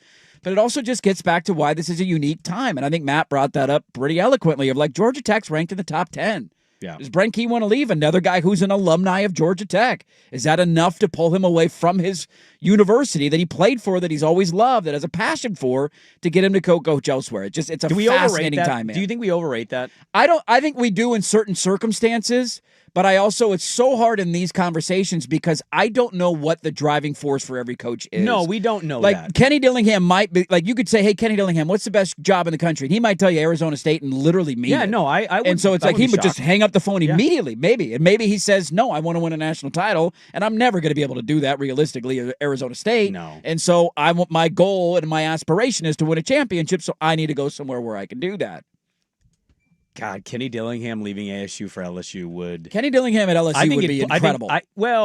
We think it would be incredible. I don't know about in terms of like success rate, but just like his vibe and intensity and everything that goes with it, packed with LSU. You wouldn't find I think that's what's interesting about some of these guys is like we know the handful of them are sickos about their jobs, right? Like that was the intel from Pate was that Brian Kelly on like recruiting weekends would be at beaches. Yeah, he kind of mentally checked out because he was making $10 million a year. I don't know if Dillingham does win a title at LSU, but I'll tell you right now, nobody will work 19-hour days the way that guy would work 19-hour days every day at LSU. Without a doubt. Because all he talks about is financial investment, fan investment. Not finding more than what is out LSU. No, you're not at all. And you're right. We don't know what his priorities are. It really could just be, I want to be at Arizona State and win the Big 12 as many times as I can and just give my team a shot. Even if give him True Serum knows he'll never win the national championship. Be here for 30 years and they're going to put a statue of me up next to Pat 100%. Tillman and I'm going to be a legend at Arizona State forever. But also, it's LSU and you're in your 30s and you want to talk about investment? Dude. I know. That's why it's such a fascinating time. And the crazy thing is every other job that was already open yesterday looked in the mirror and said, damn it, because LSU's better than all the other jobs. It's the best opening of this offseason. Well, how's Penn State feeling now? They're probably third in this list. At first, they were like, dude, Penn State's a great gig. And then Florida opened up, and you're like, well, Florida, better recruits, nicer weather. Yep. And then LSU. They got an airport near their stadium, and it's easier to get there. And then LSU, like, you're just getting kicked further down. And will that lead some teams to say, you know what, with all these other openings, we're not firing our guy because every other good candidate's going to want another job. Like, where does Auburn fall into that ranking for people? I think Auburn's the same level of Penn State to me. So you're fourth or fifth fiddle in this coaching cycle? If you pick Auburn over Penn State, I wouldn't bat an eye at that. I wouldn't either. And I also wouldn't if you told me Penn State's a better job. So is LeBron going to get traded to Cleveland or is he going to be a Maverick? The drama of the college football coaching carousel, man. It never stops. LSU is open, and Ed Orgeron wants the Oregon State job. Bananas. He desperately wants it by that sound. Couple of quick thoughts on that, and then we'll go. I want to give people the details on the Scott Barnes stuff. What does it mean? Is this... No, it's not. He's totally great. Everything's great. Is this going to end up being good news for Oregon State? Maybe. We'll talk about that next. 105.1 FM The Fan.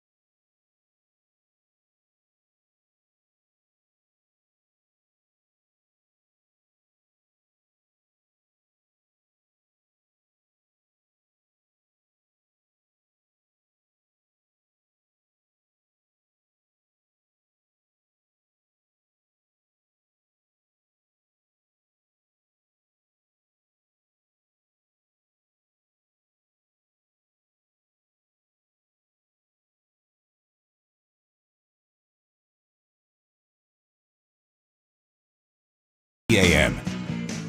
Remember when every Blazer fan wanted Neil O'Shea to get fired and knew he deserved to get fired?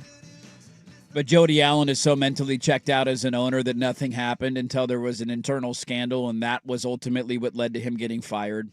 I will defend Jody Allen here.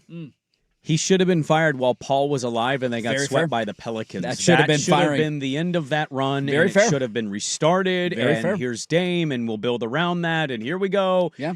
And Paul Allen somehow in that meeting, R.I.P. by the way, R.I.P. never forget, was somehow convinced out of firing him, despite all the reporting saying he was so pissed off. Yep. Because I think they became in that series the either third or fourth 3 seed to ever be swept by a 6 seed Doesn't happen very often. in NBA history. Doesn't happen. It was ugly, too. So Jody, not great, but in the moment, to be fair, playing proper history, should have been fired after the Pelican series. And he should have been fired because of lack of performance and not doing his job up to the standard that he was asked to do his job to, right? Well, and that's not ultimately what led to him getting fired. What led to him getting fired was workplace complaints to the HR department about the way he was treating employees. The reason I bring that up is I think every Oregon State fan would universally argue Scott Barnes should probably be fired for not doing his job at a high enough level. Do we trust him? Has he run athletics in the right direction? The answer to all those questions is no. No. He's not going to get fired for that, but he might get fired for this. No, Yesterday, this just came out. No, he won't. You don't think he will? There is a lawsuit filed against Oregon State and Scott Barnes for more than $4.5 million in damages. And if you're wondering who filed the lawsuit, it is Gabriel Winkler, who coached Oregon State's men's rowing team. I did not know they had a men's rowing team, but Yeah, they did. do. Nice little facility. It's over by the Tristan Tree Golf Course. Oh, they have a rowing team facility. I mean, I guess you have to for your rowing team. Yeah. He was there for 11 years as the head coach of the men's rowing team. He claims that he was wrongfully terminated from his position in August, and he is alleging in this lawsuit retaliation, lack of due process, and a breach of contract. So if you're wondering, all right, like, how did we get here? What happened? Oregon State's responded with the boilerplate response. We're aware. We deny. According to the civil complaint that was obtained by our buddy Ryan Clark over at the Oregonian, he claims that Barnes terminated his contract amid overall restructuring in the athletic department and alleged mishandling of inappropriate conduct from a male rower towards 2 of his female teammates.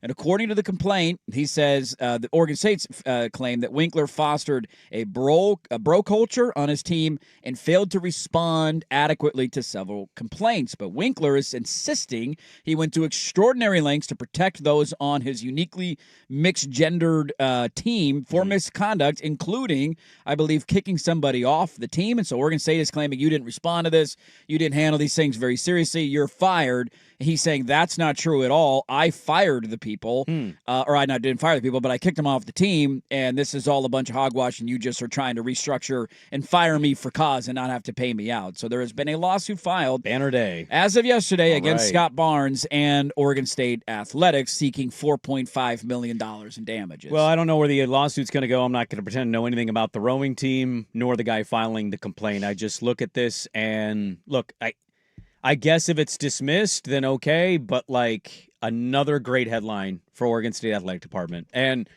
I mean, we joke a lot on the show. I'm being kind of serious here. Give me evidence he'll be fired. We don't have much. Yep. So I think as long as the president continues to be in lockstep with him and just believe everything he tells her, I have no reason to believe that's going to happen. Okay. But yeah, I'm absolutely at the Neil O'Shea point of find anything you can, get any dirt on him potentially that you have just to get him out of there. I think they need it. Yeah. I think they need a new voice in that athletic department. You know, I know some people actually work in the athletic department. They work really hard. They want to do a good job. I also know people that have been in and around the athletic department who tell me it's a rudderless ship with no real leadership, and it's just not great. So I don't feel particularly encouraged going forward, and I think where the football program is, men's hoops, I haven't seen where they've been picked preseason WCC, but they were like 5th last year in the WCC. That's a disaster. Baseball's good. Canham's there. It's stable. Women's hoops is fun. Like, I just think they need new leadership. I think they need a new vision to kind of guide them through this new era of the revised Pac-12, but I have no evidence that's going to happen. Yeah. Speaking of rowing, Yeah. did it throw you off when you found out Armie Hammer was not actually a twin from The Social Network, that was one guy? I've never seen The Social Network before. What? I've never seen the movie. The movie about Facebook? I've never seen it, no. Are you kidding me? Not kidding you. I've never seen the movie. Oh, no. man. Do you know who Army Hammer is? No, I have no idea. The guy that was like fantasizing about cannibalism? No The idea. actor? I got nothing. Damn. I got nothing for you right Well, there. he played one of the Winklevoss. Army or Arnie? Army. Army? Army Hammer. Army Hammer? Yeah. You look him See if up, I you might remember this guy. recognize him. He was in some bad movies. Oh, I remember this guy getting in legal trouble. Yeah. He was fantasizing about cannibalism as a kink. But that'll do it for you. Yeah. In the Yeah, movie, I could he take is some heat. portraying the Winklevoss twins. Which are the ones that got screwed out of Facebook? They were the ones claiming they came up with the idea, Okay. who got hosed. They ended up getting millions of dollars in a settlement, but Yeah. they rode crew. But in the movie, he's playing a twin. But when I watched the movie, I knew who he was. I thought they were legitimately twins, and it was one guy playing both brothers. Have you ever done crew? Have you ever rowed a boat like that? You ever rode crew? You ever rowed crew? I've rowed. Have you rowed? You've rowed? Rowing's underrated Like hard. a rowing machine or like an actual No, I've done the rowing your machine. boat? The rowing machine is Oh, we're poo-pooing the rowing machine. actual rowing. Wow. Really difficult. I think the rowing machine's a pretty intense workout. it's a quick good poo-poo cardio for workout, you. but it ain't nothing to real rowing. Real rowing significantly more challenging than fake rowing is what you're telling me? People who row crew, they'll back me on this. Swag's a big rower. You still got your rowing machine in your basement? I do. Yeah. And it's getting to wintertime, so it's time to pull it out. You and Frank start Underwood. going. And you and Yeah. Frank Underwood In down your there? basement, plotting That's right. everything. Knocking on wood. Exactly. Well, there you go. Oregon State might fire Scott Barnes for cause. No, We'll see. they won't. Why do you say Stay that? hopeful, man. Stay hopeful. I mean, I don't know where this lawsuit's going to go. This guy is claiming This could be a he's- nothing burger lawsuit. Totally could. He's claiming he has all the receipts, that he followed every procedure and protocol that was needed of him, that he was, two female athletes on the team reported this male athlete who was trying to pressure them into basically having sex with them. He immediately called the associate athletic director at Oregon State, reported what had been told to him, went through all the proper protocols and channels, blah, like he's claiming he's got the paperwork, and I did everything that I needed to do. And I met with the EOA, which is I don't know what the EOA stands for. Do you know what that stands for? Equal opportunity something. Something, that. Executive? And that would be another E, but it's EOA, but I like the attempt. EOA, Solid yeah. call. Association. There you go. That could be it. And basically that he met with the EOA, and the EOA didn't bring anything up about any sort of improper handling, and they said everything you're doing is fine, and then weeks later he was fired for cause for not handling it correctly. So he's claiming he's got all the receipts. Where does the lawsuit go? I don't know. Do they settle? I don't Equal know. opportunity access. There you go. That office is responsible for overseeing all of it. So, yeah, we'll see how it turns out, but you never know. That's my point. Like, when the HR stuff came out about Neil O'Shea, it was like, huh? Well, nobody's shocked by that because he's a total douchebag. Not surprised in the least that he's treating his employees like crap, but ultimately that's what led to him getting fired, not his poor performance putting a roster together. There you go. One last note on the coaching carousel, and then I promise we'll move on. How you feeling right now if you're a Husky fan? I mean, they got a nice blew win. out Illinois. Just about the future of your head coach. I mean, I would actually hope he leaves because I don't want to deal with this every year. And I think with him at the helm, you're going to deal with this every year, and then he will leave. Just rip the Band-Aid off, get it over with? I mean, he's going to take DeMond and company with him. Probably, yeah. That's how this usually goes. But in the off chance that he doesn't, DeMond's like, I actually love it here. I'm going to keep staying. Yeah. Noah Fafita did that. Everybody thought he was going to bring Fafita with him. I think your program can be pretty good. I think Fish is building it, but it's been a weird season. I think it's been great from a record standpoint. 6-2. But playing the way they've played in some of these games, and then they go like what they did against the first half of Maryland and at Michigan versus what we've seen like Saturday against Illinois. They're killing Illinois this weekend. Yeah. So it's not maybe a popular take in Seattle because you don't like turnover with coaches in a couple years. You think he's going to leave eventually, and just why drag it out? He has no evidence that he's a 10-year guy. Like he's not a 10-year to 15-year guy, right? And most guys in that industry aren't, but he's like a 2 to 3 year guy max.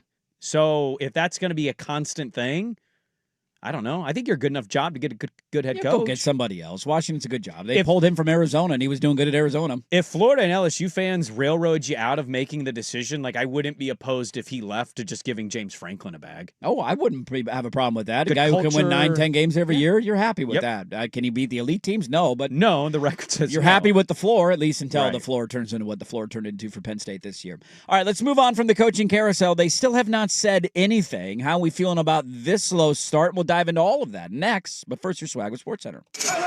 Now, from the George McCoy and Warren Allen Sports Desk, a Sports Center update on the Fan Sports Network, 105.1 FM and 1080 AM. First on the Fan, Blazers still in L.A. after losing to the Clippers Sunday night in their first road game of the season, 114-107. Cold outside shooting, just 11 of 41, the major culprit.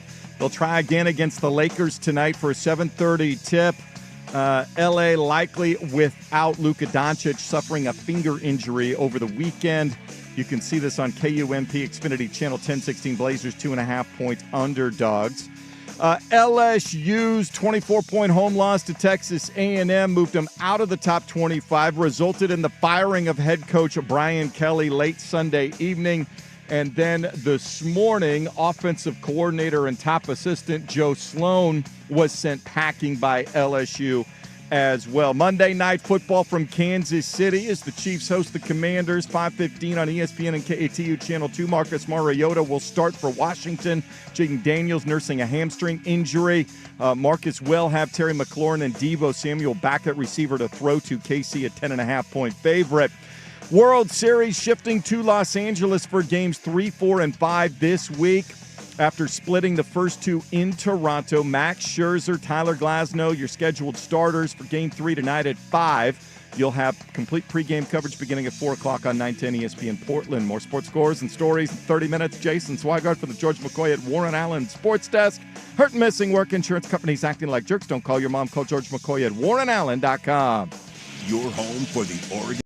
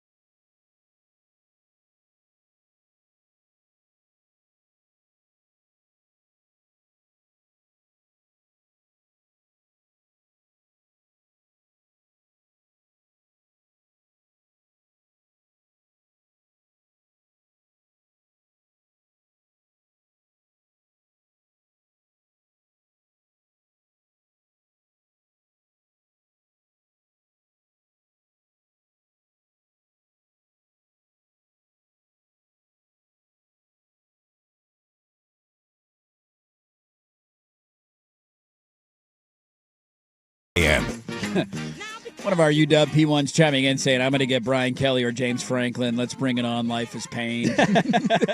Look, I'm going to say this to you. I understand losing if Fish were to leave, and I genuinely do feel bad. I know you don't. It's fun for you, but if he was to leave, I get it. What are they, 6-2 now, 6-2, right? yeah. And they've got 2 more very winnable games. They got some others that are kind of toss-ups, right? They got a chance here. They got a chance. But if he leaves, I really don't think it's outrageous to suggest James Franklin if Franklin is not okayed by Florida and LSU, because I don't know where else he would go. Maybe he'd be Auburn, but yeah, that guy can coach. He might not be the big game coach that anybody wants. I understand that. Mm-hmm. We can't argue with the established success and consistency he's had in his career. Yeah. And I have no evidence that says Fish can win those big games right now. Right. We also Do we? No, there's no evidence of that. I don't know how many ranked wins he has. I mean, he beat Michigan last year when they were ranked, but let's not. I mean, that Michigan team wasn't great. When they 7-5 when they beat Ohio State. Yes, they beat Illinois this weekend. But if you've listened to this show at all, Illinois is not that. Illinois being ranked was laughable last week. They've played 2 elite teams this year and they got blown out in both games. They don't have any. Their USC's their best win. USC was decimated by injuries. Illinois to me is a fine team. They're an 8-4 team, but the idea that they're some juggernaut that you knocked off this week is just not true. And so you have no evidence that he can go win those games. And I also think there's the idea of, and I don't know if Franklin falls into this category of just coaches who learn from mistakes, who learn from shortcomings, and do you evolve and change? We just talked to a guy at LSU who mentioned 4 years ago there was a coach who didn't get an interview for the job. And now he is the number 1 candidate for that job. What coach is that? It's Lane Kiffin. Because 4 years ago, what did we all say about Lane Kiffin as a head coach? Right. Well, he just snapped a streak that he hadn't. He hadn't won a ranked before. road game, sure. I mean, he needed it, but he's pulled off. He beat Georgia at home last week. He's had some, or last year, he's had some big wins in his career there. But that's just my larger point is you don't know what a coach is going to be at his next stint, being in a different pressure situation. Dynamics are different. You never know how guys are going to evolve and change and adapt with different gigs. Let's get to the weekend that was the team who no longer has their head coach because he's in FBI custody. Well, he's on house arrest, basically. Touche. He's on technically, but he can't leave anywhere. The Blazers played on Friday night, and to your credit, I tailed you on this just in my own gambling DraftKings account. I'm like, you know what? I think Sprague's spot on here. And not the only thing I was right on this weekend. They came out. I mean, it wasn't a great first quarter. Second quarter happens, and you're like, here we go. They ran Golden State out of the gym largely for most of that game. Golden State was playing on a second of a back-to-back. Curry was outstanding. Yeah, he was great in that game. He was phenomenal, but it wasn't enough, and Portland couldn't miss, and they had Avdia was incredible, had a great game, and so you leave that one saying, all right, that's incredible. Nice to get your first win of the year. Check the box. Weird emotional night. Tiago Splitter's talking about it. I think Denny Avdia was the only player that they made available to the media before the game, and he did a really good job kind of highlighting that. Yeah, we have Splitter audio if you want. Yeah, let's fire it off. What do we got from Tiago Splitter? Addressing the Chauncey situation with the team on the initial message to the team or stepping into the head coaching Let's do the Chauncey situation with the team. Well, I spoke in the morning, but that's it. I think it's it's life stuff that happened, and we just go to next step, basketball, and do our job. That guy just doesn't care. He does, next man up, right? Just here we go. This is my chance to be a head coach in the NBA. I'm gonna take advantage of it. You guys keep playing. Nothing's gonna change about what we're doing. Yeah. And I think they showed you that is the possibility on Friday. Now, last night didn't go as well for them. They had a great second quarter.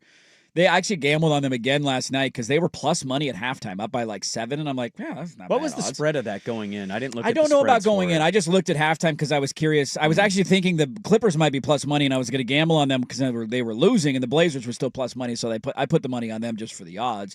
Second half didn't go their way. They fall. I think the big story about them is obviously just how are they going to continue to handle all of this. When they were at the free throw line last night, Clipper fans were chanting FBI. So it's going to be something they're going to have to deal with throughout the course of the entire season. I think one of the bigger takeaways, and you can have the floor here and then go with whatever you want to talk about with the Blazers. I've watched all 3 games so far. Friday night was fascinating, and I couldn't look away from it. Yeah. I just, tractor beams. Oh, my God, is this happening right now? Probably the biggest storyline is Shaedon Sharpe early on in the year, a guy who got the contract before the year began, a guy who everybody's hoping can have that big pop here, a guy that we talked about ad nauseum in the preseason about how good he was and how he was turning heads. And struggling. He's struggling, and the field goal percentage has not been great. He's shooting 29% from the floor. His 3-points His even worse. 3-point percentage is at 20%. Now, we've played 3 games. I know. There are 79 more of these to go. There is a long ways, but when that's your sample size, you react to your sample size, and that's probably a big takeaway for people right now. Right now, their win expectancy on cleaning glass through 82, and again, to your point, it feels weird, I think, giving grandiose takeaways 3 games into a season, right? Also, your head coach was arrested by the FBI after the first game. That's a bit of a weird situation. Oh, and now you got a doubleheader in L.A. with the Lakers tonight. Right now, they're at 44.9. Okay. So, that is not over that's not only the over, That's that is significantly over. That's significantly. Now, look, It's kind of lined up, I would say, 3 games in with kind of where everybody, whether you're a diehard who follows it year-round every day or somebody who only watches the regular season or even a casual, kind of said. Defense going to be good. Yep. It's top 10 right now per 100 possessions on cleaning the glass. Offense, Now, I thought an interesting stat Habistro had on the broadcast last night, and this, I think, has been changed now because of how the rest of the game played out. But he had a moment in the broadcast where he highlighted their small ball lineup. And so when they're on Klingen or Young in, what their small ball lineup has been doing. That was a big chunk of the fourth quarter, it felt like last night. They went with Avdia at the 5, or Kamara, whoever they played at the 5. I mean, Young is still learning. And so I think right now, Splitter and that coaching staff are telling you they kind of trust the small ball lineup the most, but the numbers were pretty eye-popping. I think it was 144 per 100, which I think Oklahoma City last year was 111. Okay. So, like, their small ball lineup, and if I might be misremembering that number, but it was a massive gap between what their numbers were and what OKC's were as a team for the season. Now, those are very different things, but offensively, they're struggling, right? When you play a team with Kawhi and James Harden, I thought Kawhi was good to kind of close out that game. We saw Anthony Edwards close out that game. Hell, even Steph was really good in their game. Nobody else really was. Yeah.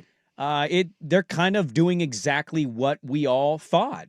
You do need Shaden to not shoot 20% from 3. That's been a big problem.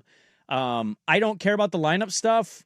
I wanted him to start. I really haven't seen anything personally that makes me want to change it. I think the way Jeremy's playing right now. Yeah, why would you rock the boat? Let him cook off the bench and be a 6-man who can come on and get. What did he finish with last night? 14? I think somewhere in that 16? range. He was really good both on Friday as well State, and then last night. He's had quite as much. A great start to his season. Yeah.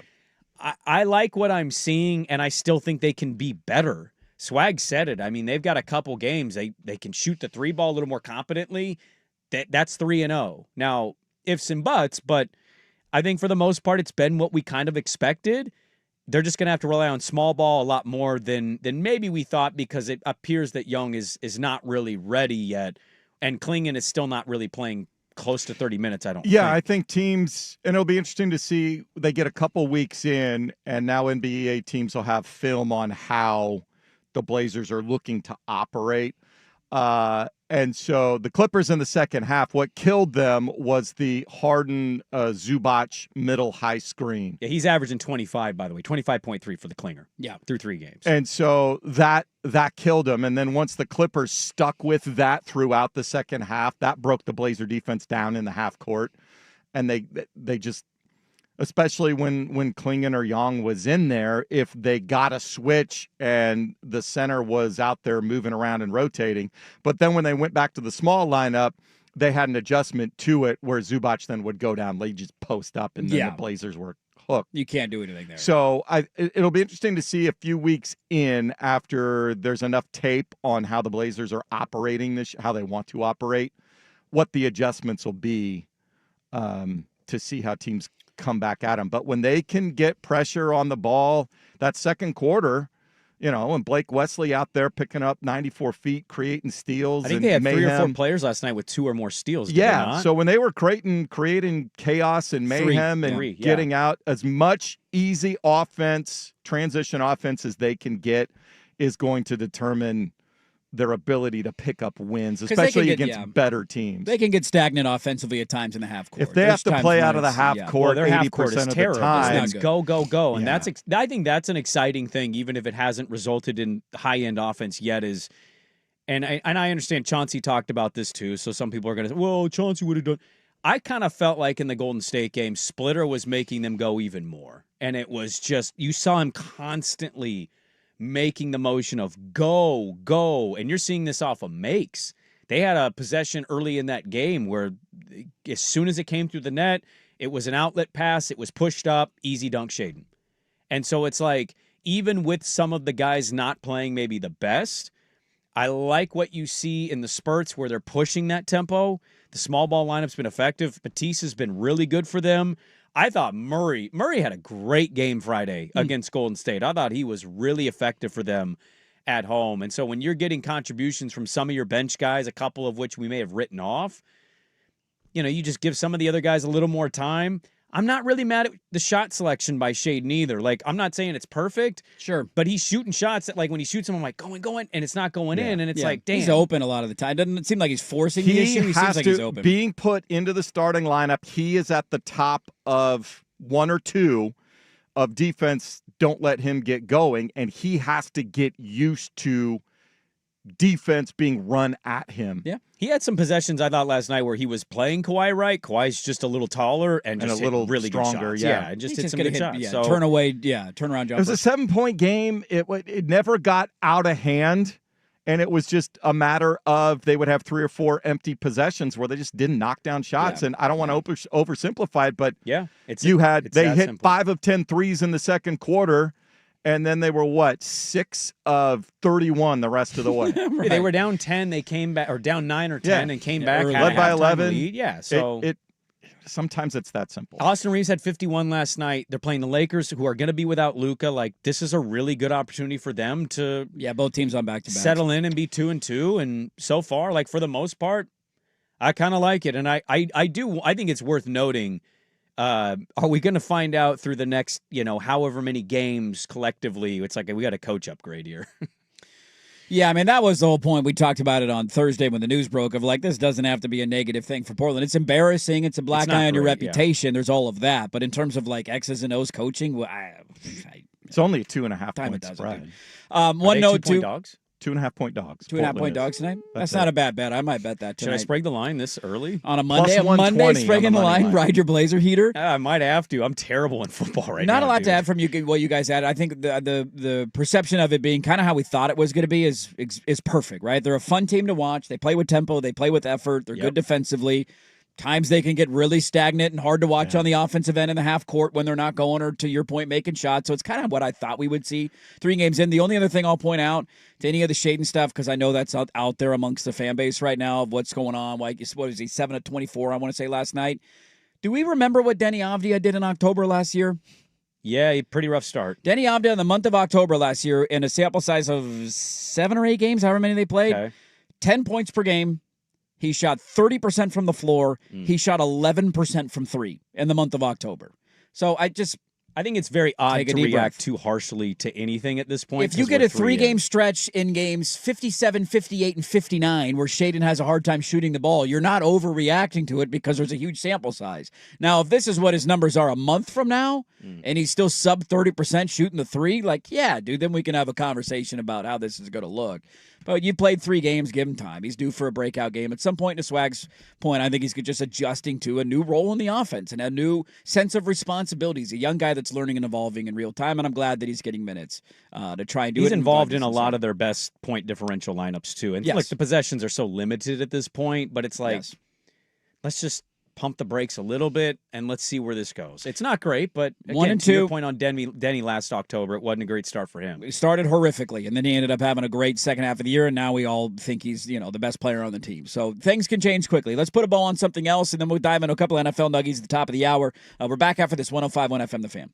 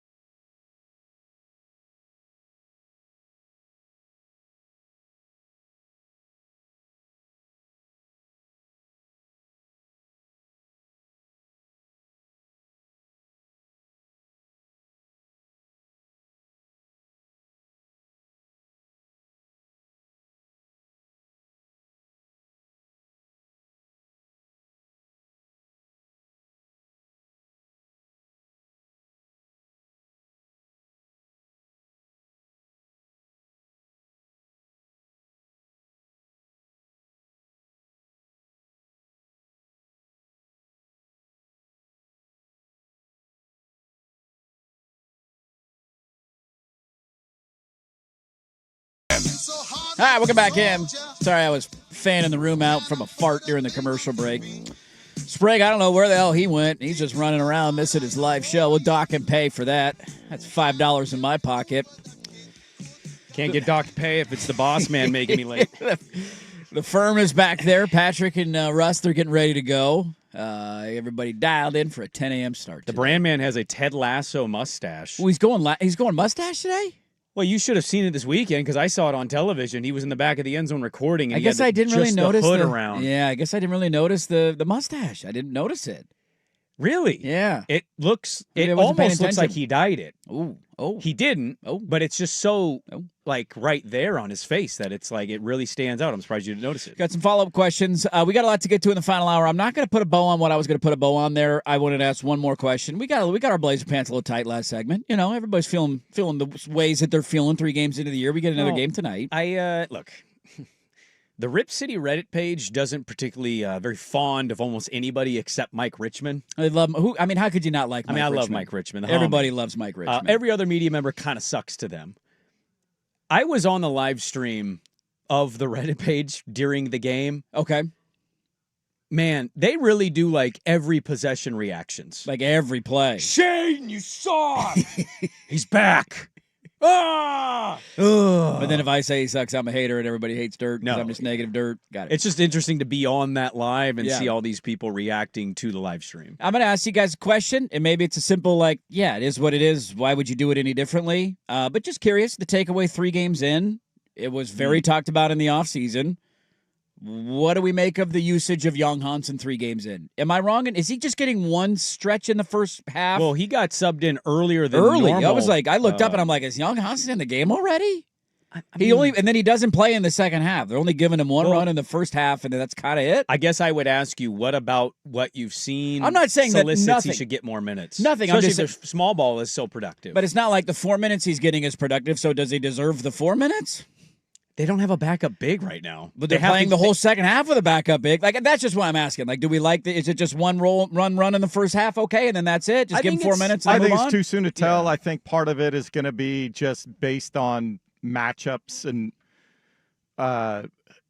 You've got 2 big veteran, knowledgeable, savvy centers for the Clippers. And if they're, twisting them into knots and running them through and he doesn't know how to – he played so much – that's what I'm discovering. He played so much zone defense in China, the man-to-man bit and the defensive 3 seconds. It's what people pointed out as like, hey, I don't know if he's really ready for this. He won Depoy being an anchor – because they don't have 3 seconds in the key in that league. He could play zone and do it like college. Yeah, they would show highlights. He would just be standing in the paint. He is not comfortable playing outside of the paint defensively. And what did they talk about as one of the skill things in his draft profile? Not very quick with the feet. Lateral movement. His lateral movement isn't very. I mean, you're that big. Lateral movement's not going to be. Look, it was always a little unfair that people just ran with Chinese Jokic because he had a back cut pass in a summer league game that 15 people were at. But I think I think to Swag's point, it's still early. Yeah. Also, I think they're just going to do the whole like, all right, you got it today, and they give him his customary. So if he has a good and 4-minute run, then you give him a second half run. You just kind start of thing? building more confidence with the coaching staff in that way. And again, the small ball lineup has been largely pretty effective for them, without a doubt. How many teams in the league really have a dominant center? Might be another thing they're asking internally. Right now, last night's stuff. Zubac is good.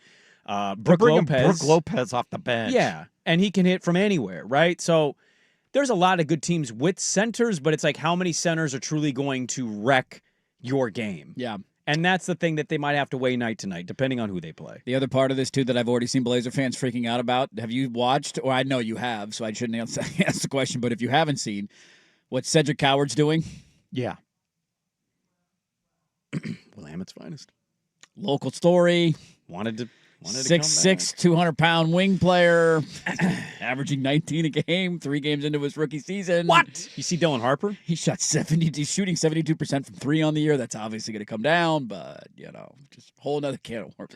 3 games. Take a deep breath. 3 games. Hey, Swag, how we feeling with our Wimby picks, huh? Yeah. Dude, that guy's a MVP D-Boy?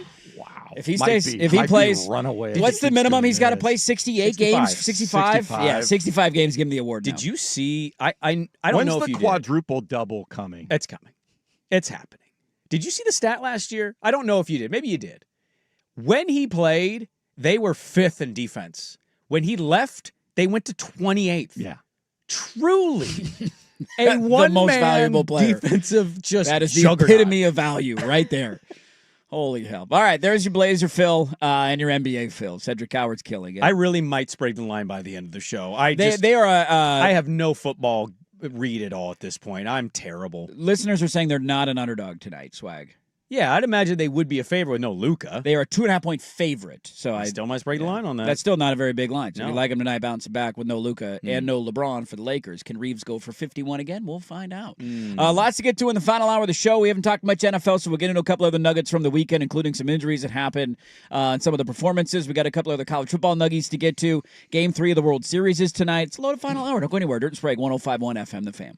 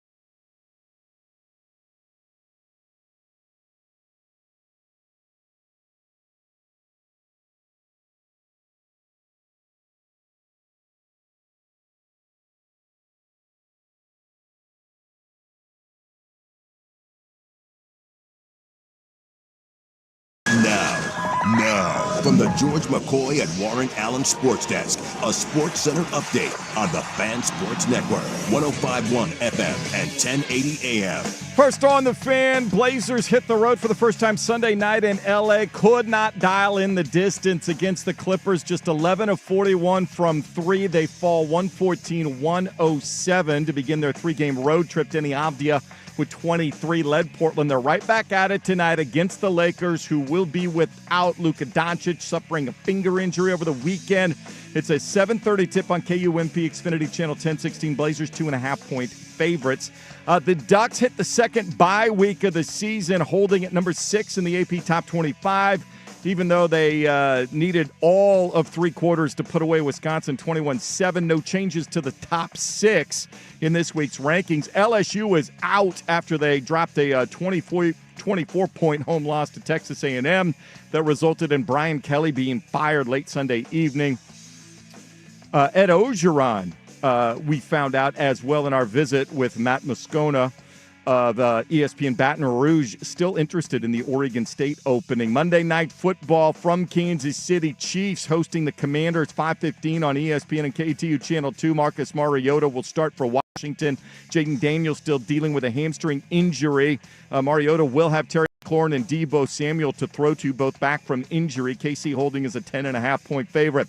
Game 3 of the World Series, Dodgers and Blue Jays locked up at 1 apiece in Los Angeles tonight. Max Scherzer, Tyler Glasnow, your scheduled starters, 5 p.m. first pitch. We'll have pregame coverage starting at 4 on 910 ESPN Portland. More sports scores and stories in 30 minutes. Jason Swigard from the George McCoy at Warren Allen Sports Desk. Hurt, missing work. Insurance companies acting like jerks. Don't call your mom. Call George McCoy at warrenallen.com. Recruiting with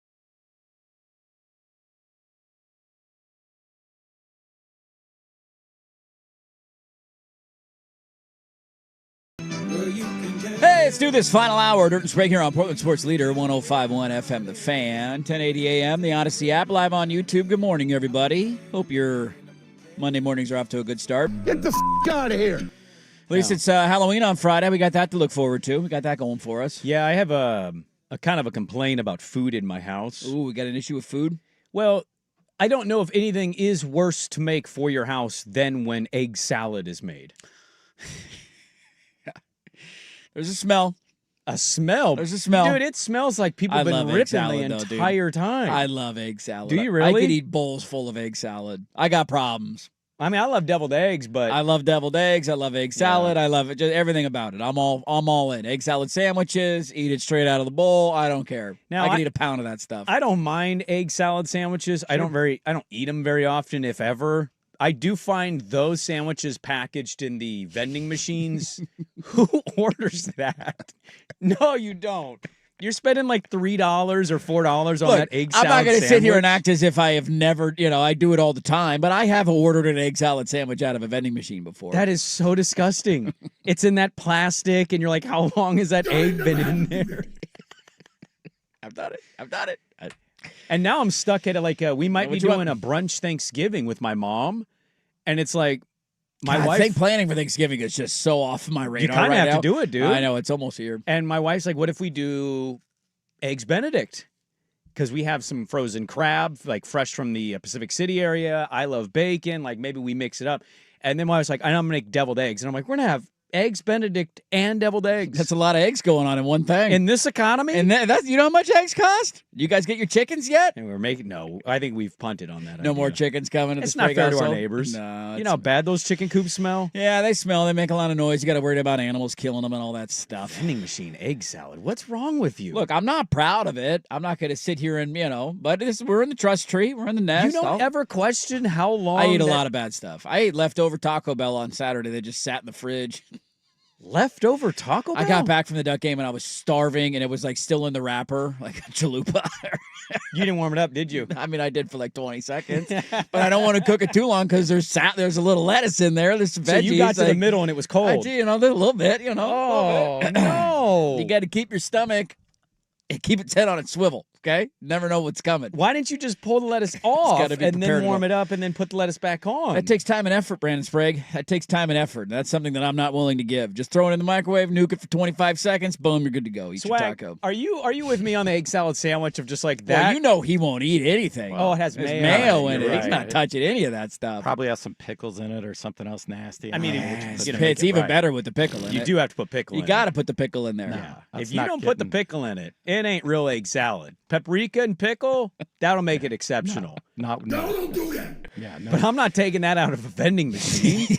That's maybe my last pick of an entire options worth of food in a vending machine with food. You know where I'm at with food in my life? If I walk into any kind of store, whether it be like a convenience store or a grocery store, and they have like a hot and ready counter, if there's a corn dog there, I'm buying a corn dog. I don't care about what time of day it is. I don't care when the last time I ate was. It doesn't matter. If I see a corn dog sitting there staring me in the eyes, I'm buying that corn dog. See, I went to a local 7-Eleven because I had to get a pick-me-up a couple weeks back before the show. Man, I don't know if there's anything scarier and sad than a 7-Eleven at 4:45 a.m. Yeah, stay the hell away from those. Dude, there's 3 people in there you're keeping an eye on, yeah. and the courtesy clerk, you're like, are you safe? Blink twice if you're okay. Are you being robbed right now? But I went in there to get something, and I looked, and he already had the hot dogs rotating. Yeah, now we're talking, baby. I looked at it, and I honestly was like, I'm going to die if I eat that hot dog. I You won't wanted die. to, You'll but be I didn't fine. do it. It'd be good for your stomach. Builds courage. Or It builds strength.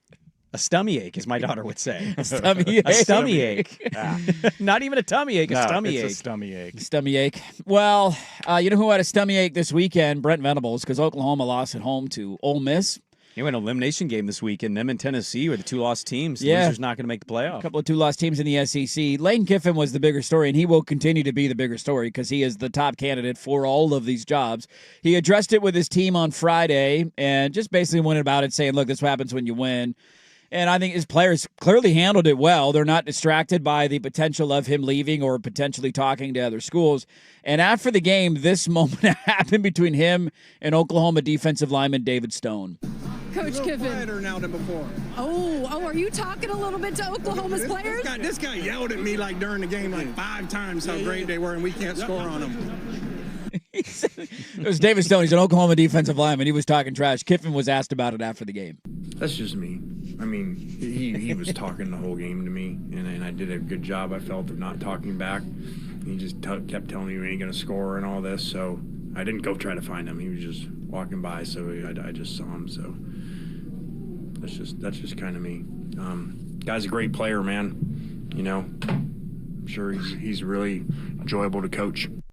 So, big win for Ole Miss. That was one of the bigger takeaways of the weekend was them after their loss to Georgia, bouncing back and getting a win on the road. And the rest of their schedule, like Trinidad Chambliss has been a really fun story in college football. Ferris State guy kind of came out of nowhere, and you're like, wow, look at the rest of Ole Miss's schedule. South Carolina this coming weekend. Or no, at home? bye. They get a bye, then they Yeah. get South Carolina at home. Mm-hmm. Then they get the Citadel at home. You got to have That's that a one late. win. Then you get Florida at home. I think they're in. And then you get yeah. Mississippi State in the Egg Bowl at the end of the year. I think we can maybe do this tonight, noodle on it. I think you can start to already name Sharpie teams in? Yeah, pen. Like erasable pen, just in Erasable case pen? we're stupid, but we are. I think they are one of those teams for me that, and I give him credit here. I know that was his first SEC-ranked road win. Let's not act like Ole Miss has been a juggernaut our whole lives. Like, him slowly building that up and earning more credibility as every season goes by, that's not easy to go in with this Simmons kid that everybody rant and raves about, and then you see it in 2 games and go, he's not very good. And he's stuck with Chambliss. Even during that Wazoo game, people were like, are you going to make a switch? And he kept him, and they rolled on. And then he involves Simmons in these weird trick plays once in a while. His reaction after not scoring on that drive when he looked at himself and called himself an idiot for having Simmons in on the goal line and throwing 2 completions was so good of like, I'm sorry, I'm an idiot. And I shouldn't have done that. I find him a breath of fresh air. I understand that cut may not make people great, and if Dabo does that or Kelly does it, we probably call him a red-ass a-hole. But, you know, it wasn't like he was saying anything crazy. The kid came up and dapped him up. David Stone, if he's not in the NFL draft, he's probably going to be at Ole Miss next year with Lane Kiffin. That's where all this goes anyway. So I think they are absolutely one of those teams. You can play the schedule game. That was a big one for them. Huge. And for them to be able to put on that offensive output against that defense at Oklahoma, That's impressive. So, yeah, I think Ole Miss is one of those teams for me that I'm like, yeah, they're in the playoff. A couple other nuggies from the overall weekend. Who is the Group of 6 team going to be? Nobody wants it because South Florida choked it away this weekend. They had a lead. They gave up. They were outscored 17-0 on the road at Memphis. Memphis, who lost last week, is now back to being ranked this week, and they're the one-loss Group of 6 team, whereas South Florida is the 6-2, but one of their losses is on the road at Miami, so they've had a harder schedule in theory. That race is Boise State still in the mix there, but they got blown out by South Florida at the start of the year. But should Wazoo be given more consideration and an exemption for their 2 losses? They probably should. Who is Navy? Navy's the only undefeated team. Navy is undefeated still. But who've they played? Nobody. Well, they're not getting ranked. They're not getting. No, I know, but Tulane 6-1. Yeah, Tulane is in the mix. Right there. Tulane is right in the mix. What did you guys think of Moscona making the point of like you can't hire the Tulane coach? I think that's there. I know he knows the culture. I think it's not necessarily about stealing a guy from Tulane. I think it's about, do you trust hiring a guy? I get why, but what do you think about it? I wouldn't have that fear because I think it's dumb. Just because one doesn't work out, it doesn't mean that another one can't. That's essentially what you're saying. Well, it didn't work out for Florida. Billy Napier in Florida, and they tried to get him at LSU 4 years ago. He was a name, but they kind of he was in Louisiana. He was the head coach at Louisiana University. Who do we have? Help me with this one because I'm blanking. Do you have a name of a guy that came from those kind of ranks and is doing a good job right now? Oh, there's I mean, not right now. Right off the top now, of my head, I know we have examples in the past. Signetti. Yeah, Signetti's a great one. That's a great one. There you go. Thank you. Boom. Just got a contract and beat Oregon. He did. Good one. Yeah, he's under. And how about UCLA being maybe cover the spread? That thing was 56-6, man. I can't believe you said that Friday. I went home and how come Dirt said that? That's crazy. A lot of people had that thought of UCLA's playing good. Is there something there? And it's I didn't disagree with the take at all. I thought, yeah, maybe Indiana's due for a clunker at some point. That thing was 35-3 at the half, man. Speaking of Sharpie, Ohio State, Indiana Sharpied into the Big Ten title game to you guys? Seems like it. I don't know what the tiebreaker would be if Oregon were to win out and Ohio State were to lose a game. I was going to ask you that last week. How do they do that? Because they don't play Indiana. They do not. So they don't have a common. Well, they're common. And Oregon and Ohio State don't play each other either, so there wouldn't be a head-to-head game to decide from. Point differential of common opponents, maybe. Maybe. Should have beaten Wisconsin more. Maybe you shouldn't suck. Damn it, Dan, you bastard. I'm actually not that upset if they don't go to as long as you win out. I'm not that upset if they don't go to the Big Ten title game. Just take a week off and go host a playoff game. I'm cool with that if that ends up being your lot. You don't want to defend the crown? I'm okay. Didn't mean anything for him last year. Guess you're not built different. I'm told Dan Lanning hasn't won a big game, and he won the Big Ten title game last year. So what's the point in winning another Big Ten title game if that's not a big game anymore? Well, if I was you, I'd be worried because right now Dan Lanning, he's 66-1 to take the LSU job. 66-1. The odds are in his favor. I'd be careful if I were you. Vanderbilt got another win over Missouri. 17-10 was the final in that one. Pribula had a just gruesome leg injury, and then they said after the game he didn't break anything. He might be back at some point in the regular season, and I'm like, I don't know how any of that works, but I think that's one of the most obvious. If he gets offered one of those jobs, he's gone. Does Eli Drinkwitz get your pants tight? No, but he's having a good run in Missouri, and I can't take that away. I know you don't like him at all. He just feels very smarmy to me, but very. I wouldn't blame Florida for diving into a proven commodity coach in the SEC. Would you rather have John Summerall or Eli Drinkwitz? Oh, God. I'd probably... I think I'd take Summerall. I'd roll the dice. Drinkwitz is at least having success in the SEC. I know. He's winning in Missouri. I get it. Yeah. So Vanderbilt continues their run. BYU was an upset alert for a lot of people. They were down early in that game to Iowa State. It's like, oh, here we go. And then they just blitzed them in the second half. See you later. So BYU remains undefeated. That road BYU uni, the helmet just pops exceptionally well with that color blue. Looks really good. And then last but not least, somehow Texas keeps surviving, and they can't keep getting away with this. But they were down by 17 points going into the fourth quarter. Did you see that Barstool College guy I'm going to pull the audio for tomorrow because he did a postgame show. He's a diehard Mississippi State guy, and it's one of the funniest minutes of audio I've ever heard of him just losing his mind over What's his name, Walker? Brandon Walker. Brandon Walker. I can't stand him to begin with, and so it's kind of funny to laugh at him. They scored the game-winning touchdown right in his face. He's standing on the sideline. It happened right in his face. They blew a 17-point fourth quarter lead. It would have been a massive win for Mississippi State. Somehow Texas keeps surviving.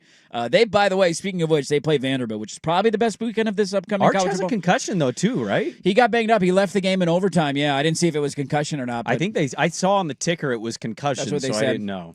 So there you go. There's your kind of recap of the college football weekend. Let's get to a couple other nuggies out of the NFL that we haven't talked about yet, including some more injuries, some gruesome, and a few other takeaways from this weekend in the National Football League. We'll dive into that next. 105.1 FM, The Fan.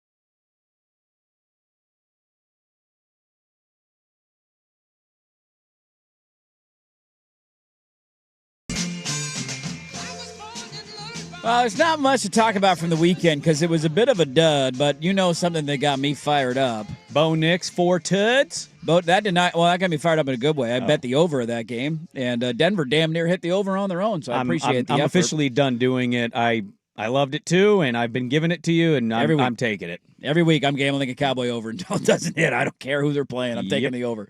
No, the one that got me screaming at my television, as it usually does, and look, I have emotional problems. I will acknowledge that. Oh. Can anybody explain to me, even the most diehard, passionate, obnoxious fan of this team, can anybody tell me how Jalen Hurts' tush push was not a fumble? Well, it was pretty obvious on the broadcast it was a fumble. It's not an explanation. What are we doing? Well, they don't know how I to am ref it. so done with that team. I am so done with that stupid play. They can't officiate It's bad for football. It makes me want to break my television, and now he's fumbling while being allowed forward progress. The Giants pick it up and scoop it up, so we're not going to call offsides when they jump offsides, and now we're not going to call when the defensive lineman rips the ball out of his hands. Great play by Kayvon. Phenomenal play by Kayvon. And look, it doesn't impact the game. Scadaboo's ankle went sideways. The Giants couldn't do much on offense, although there was a horrendous offensive pass interference call late in that game that took a touchdown off the board. Yeah. I digress. That play makes me angrier maybe than anything in sports right now. And when they get away with fumbling one, it makes it even worse for me. That's your big takeaway from the weekend. This fumble weekend- missed call and a this blowout weekend game against the Giants was it was a terrible weekend. This weekend sucked. I want to know what's going on in Atlanta. Yeah, they need to fire their head coach, and Kirk Cousins still sucks. Like, what are you doing? Nothing good.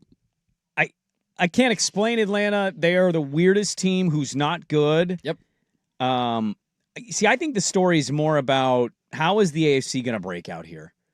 Because you can say New England or Denver or the Colts very well could be that team that take on a team like the Chiefs, because who's going to discount the Chiefs here? But also Buffalo came off a bye, and, they just absolutely handled their business at Carolina. Mm-hmm. Baltimore won and saved them from a 1-6 start. They're now 2-5. They're coming into Thursday Night Football with Lamar back. So, are we ready so they to write might them lose out? a draft pick for screwing up their injury designation last week. Yeah, that's possible. I find the AFC playoff picture interesting. Yeah. I think that's going to be a big takeaway for me going forward is watching one of these new, younger teams with May and Nix and then kind of a restarted, revamped Daniel Jones. Because the Colts are just... they're a wagon. You right said now. it earlier. They're historically great. It's the second best offense per drive in NFL history. And look, it's the Titans, so the Titans are not good. No. But every week that we have basically thought it's going to come crashing down. And their one loss, if you're just being honest, they probably should have won, but A.D. Mitchell just self-fumbled the ball out of the end zone. Mm-hmm. And so they had to they were in a late battle and Tutu Atwell got away from them. They have a good argument to be undefeated. They do. And Denver also has some stuff of we had a penalty on a kick against the Colts. Yeah, you also had the Giant game. Yeah. And the Giant game historically just doesn't happen. So I'll just say you got to play that game both ways because they also beat the Broncos on a penalty on a miss on that. Remember that last field goal? The guy. No, that's what I'm saying. You for everything you the can play it Bronco either way, fan, either side, you can play both of those sides. Whereas the Colts is just a guy doesn't fumble himself out of rotation. By You're the way, not wrong. They very easily could have won that game. They're a wagon. Yeah. And so I don't know how the AFC is going to shake out. Other than I would assume the Chiefs are there at the end. Yeah, and I think that's the biggest question about that playoff picture is just does it end up being chalk the way that we all thought it would, and it's Kansas City, Buffalo at the end of the year, and hey, look at all these cool, fun stories that didn't end up making any noise in the playoffs, or can one of these teams legitimately break through and beat Buffalo or Kansas City, whether it be at home or on the road? Indy at this point is not going to have to go on the road in the playoffs. Now, there's a long way still to go to secure the number one seed in the AFC playoff picture, so maybe they get to host out in the playoffs, and that's totally different than going to Arrowhead or going to Buffalo and playing at 4-degree weather at that time of year where they're playing, as good as anybody. So there's a lot of questions that remain about the AFC, and let's not overlook, too, the team that won on Thursday night that blew out the Chargers. Minnesota was 5-3. They have head-to-head win over Yep. Denver. They beat that team, and they're banged up, and now maybe they're going to get healthier as the season goes on. You know who they play next week? The Raiders? No, they play the Titans.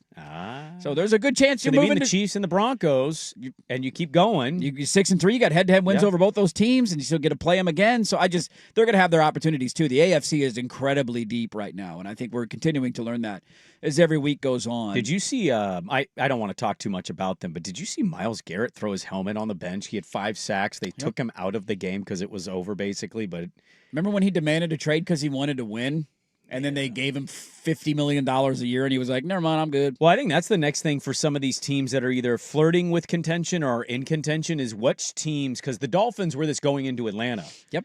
And boy, talk about being wrong on a game. I thought Atlanta was going to win this one, even though I knew Penix was questionable. The Dolphins were the team last week that everybody on the radar said, trade. Go get their pizzas. And they certainly handled their business against the Falcons. But there's going to be a couple teams out here that end up selling off parts to teams that are looking to be contenders, or they're in that conversation now. Without a doubt. And they want to shore up some of that depth. Yeah, the deadline. When is the trade deadline in the NFL? Do we know? It's coming up relatively soon, is it not? It's 1 or 2 weeks away. Yeah, it's right around the corner. You're hearing a lot of chatter about defensive linemen and edge rushers. If it's Cincinnati, Tuesday, November 4th. Okay, so 2 next weeks week? from week from tomorrow. Next week, yeah, week from tomorrow. Like Cincinnati, after the way that they lost that game, fire sale. You gave up 40 points to the Jets. Like, fire sales are extreme. Fire sales too strong of a word, NFL sure, like that. But if I have anybody who's on an expiring deal and my cheap ass isn't going to extend them anyways, I'm trading them away. Well, like Trey Hendrickson is the obvious prime one, example. right? Like you have a 1-year agreement. Like you could tag him for $40 million next year. Or you get to get a second-round pick out of him or whatever you can get on the open market. There's a lot of teams that could use some help and use a boost the rest of the way. Some teams are being more aggressive than others. I saw a report New England is one of those teams that's being super aggressive. They blow out the Browns this weekend, 32-13. Drake May looks great again, that they're being super active about going to try and find somebody. San Francisco has been decimated by injuries. They had a tough loss yesterday. Kind of their magic run ran out, and Houston all of a sudden found some offense, and C.J. Stroud had a really good game. Yeah. And so good for them, good for Houston for waking up. We both bet against them thinking that wasn't going to happen, and C.J. Stroud proved us wrong, but I've seen San Francisco mentioned with a lot of these guys on the defensive line, and so I think next Tuesday or leading up to next Tuesday is going to be a lot of fun and very active because there's teams that seem like they're close, and I also would argue now, that fear that I have is still in the back of my mind. That, like, we're going to talk ourselves into circles, and then all of a sudden you're going to look up in January, and it's like, great, we get Philly, Kansas City again. Yay. And we spent all this time, well, could this team do it? Could that team do it? Maybe. But I also think there are, at least at this point, it might still end up being Philly and Kansas City, but you have to acknowledge there have been vulnerabilities on both those teams. Philly at times has looked bad offensively. They've blown big leads. I know Barkley finally had a big game yesterday, and Hurts has been really good the last 2 weeks. Yeah, and Barkley got banged up in that game. And then he gets banged up, right? But it hasn't been seamless for the first 8 weeks for them. In Kansas City, we know the start that they got off to. A lot of it had to do with not having weapons on the outside. Now they have those weapons, so maybe they're fine and just going to steamroll their way back to a Super Bowl. But there are vulnerabilities there where you feel like maybe there's an opportunity to strike, and maybe that makes you more aggressive going into the deadline as one of these 5-3 or 6-2 teams saying, man, like, we think we can beat him. If we go get one more piece, maybe that's the missing link that we have to put us over the top. Yeah, I think that's a good point. So we'll see how it all shakes out. Any other weekend takeaways from the NFL?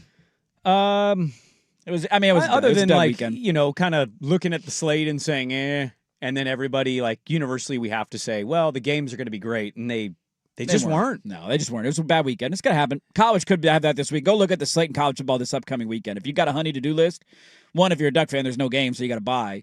But if you're like hungover from Halloween or you got stuff you need to do, this is the weekend to do it because it's not very good. Now, maybe we get crazy upsets and a bunch of teams lose. That tends to happen from time to time.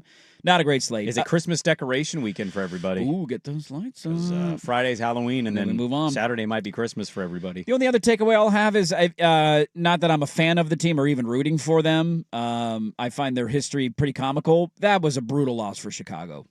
Like, just momentum. You're trending in the right direction. Caleb's playing good. Like, yeah, but I know. But they're kind of prone to being stupid. That's right? what I'm saying. Like, they're just the same. They look like they're the same old Bears now. It's like if they win that game, I'm not saying you come in today and say, "Man, look out for Chicago." Well, that would have been NFC. 5 wins in a row, though. It'd be 5-2, 5 in a row. Like, they had no business losing that game without Lamar Jackson available, and they gave up 30 points, and Henry ran all over him, and Caleb threw a bad pick in his own end zone. They gave him a short field. And that's why I think Thursday's kind of an important one. I know it's not one that pops off the paper for people. What is it, Baltimore and Miami? But yeah, like if Lamar does come back and he looks fully mobile and healthy, I just am wondering.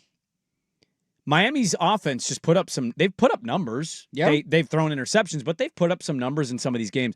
If that defense does to Miami what they just did to Chicago, and then Lamar looks good, 3-5, okay. Maybe they didn't maybe to you what you said earlier, maybe they're one of those weird teams that like they never succeed when they're the best. Maybe they had to just be at the bottom of crap and get themselves out of it to feel differently. I don't know, but Thursday's interesting just from a Baltimore standpoint. Is Baltimore going to take a step here with Lamar? And like Pittsburgh has looked absolutely dominant, and they're only 2 games up in the division, and that division sucks. Yeah, it's a bad, especially after Pittsburgh. You know who Pittsburgh, by the way, plays this weekend? They get the Colts at home this weekend. So maybe the Colts magic runs out and Pittsburgh picks up a big win. Maybe if Pittsburgh loses that, they're right back to 500. They're 4-4. So if Baltimore is to win on Thursday, they're 3-5. Pittsburgh's 4-4. That's a 1-game difference. Nobody's scared of Cincinnati because they can't stop damn Justin Fields and the Jets, and the Browns are a joke. Just horrible. So. Yeah, if they win on Thursday and you get a Steeler loss, you're right. You're a 1 game out of the AFC North lead after a 1-6 start, which would just be absolutely wild. Or a 1-5 start, I should say. Some people are poo-pooing it. This guy's not. What did he have to say? We'll dive into that next. But first, here's us with a update. Now, from the George McCoy at Warren Allen Sports Desk, a Sports Center update on the Fan Sports Network, 105.1 FM and 1080 AM. First on the Fan, congratulations to the Portland Winterhawks who finally got to play a home game in their brand newly renovated. Did they win? They won the opener 6-3. Now, gosh. they had to play 3 games in 3 days, and Sunday they came up a little short, 3-2 against Victoria. But they will be home this Friday and Saturday with games against Prince George and Kamloops. Swag, you like to go to Hawaii? Yes. Dirt, you like Hawaii? Who doesn't love Hawaii? Do you guys like their nice sandy beaches? Yes. I love them. They're beautiful. Do you know what a parrotfish is? No. Parrotfish is a fish that eats dead algae and parts of coral reefs. Okay. Their crap is those beaches you love to be on. So when you're sitting in Hawaii and you're laying on those nice beaches, that's parrotfish poop. Parrotfish poop, huh? They're very productive to the climate. I'm cool with that, man. There we Recycle, go. baby. Did anybody stay up to watch Colorado-Utah on Saturday night? No, but I saw the final. Yes. I'm just going to throw this out there. The score and stat line at halftime. Talk about another opening that's on the horizon. Deion's definitely gone. Oh, he's leaving. Halftime of this game, Utah led 43-0. Yep.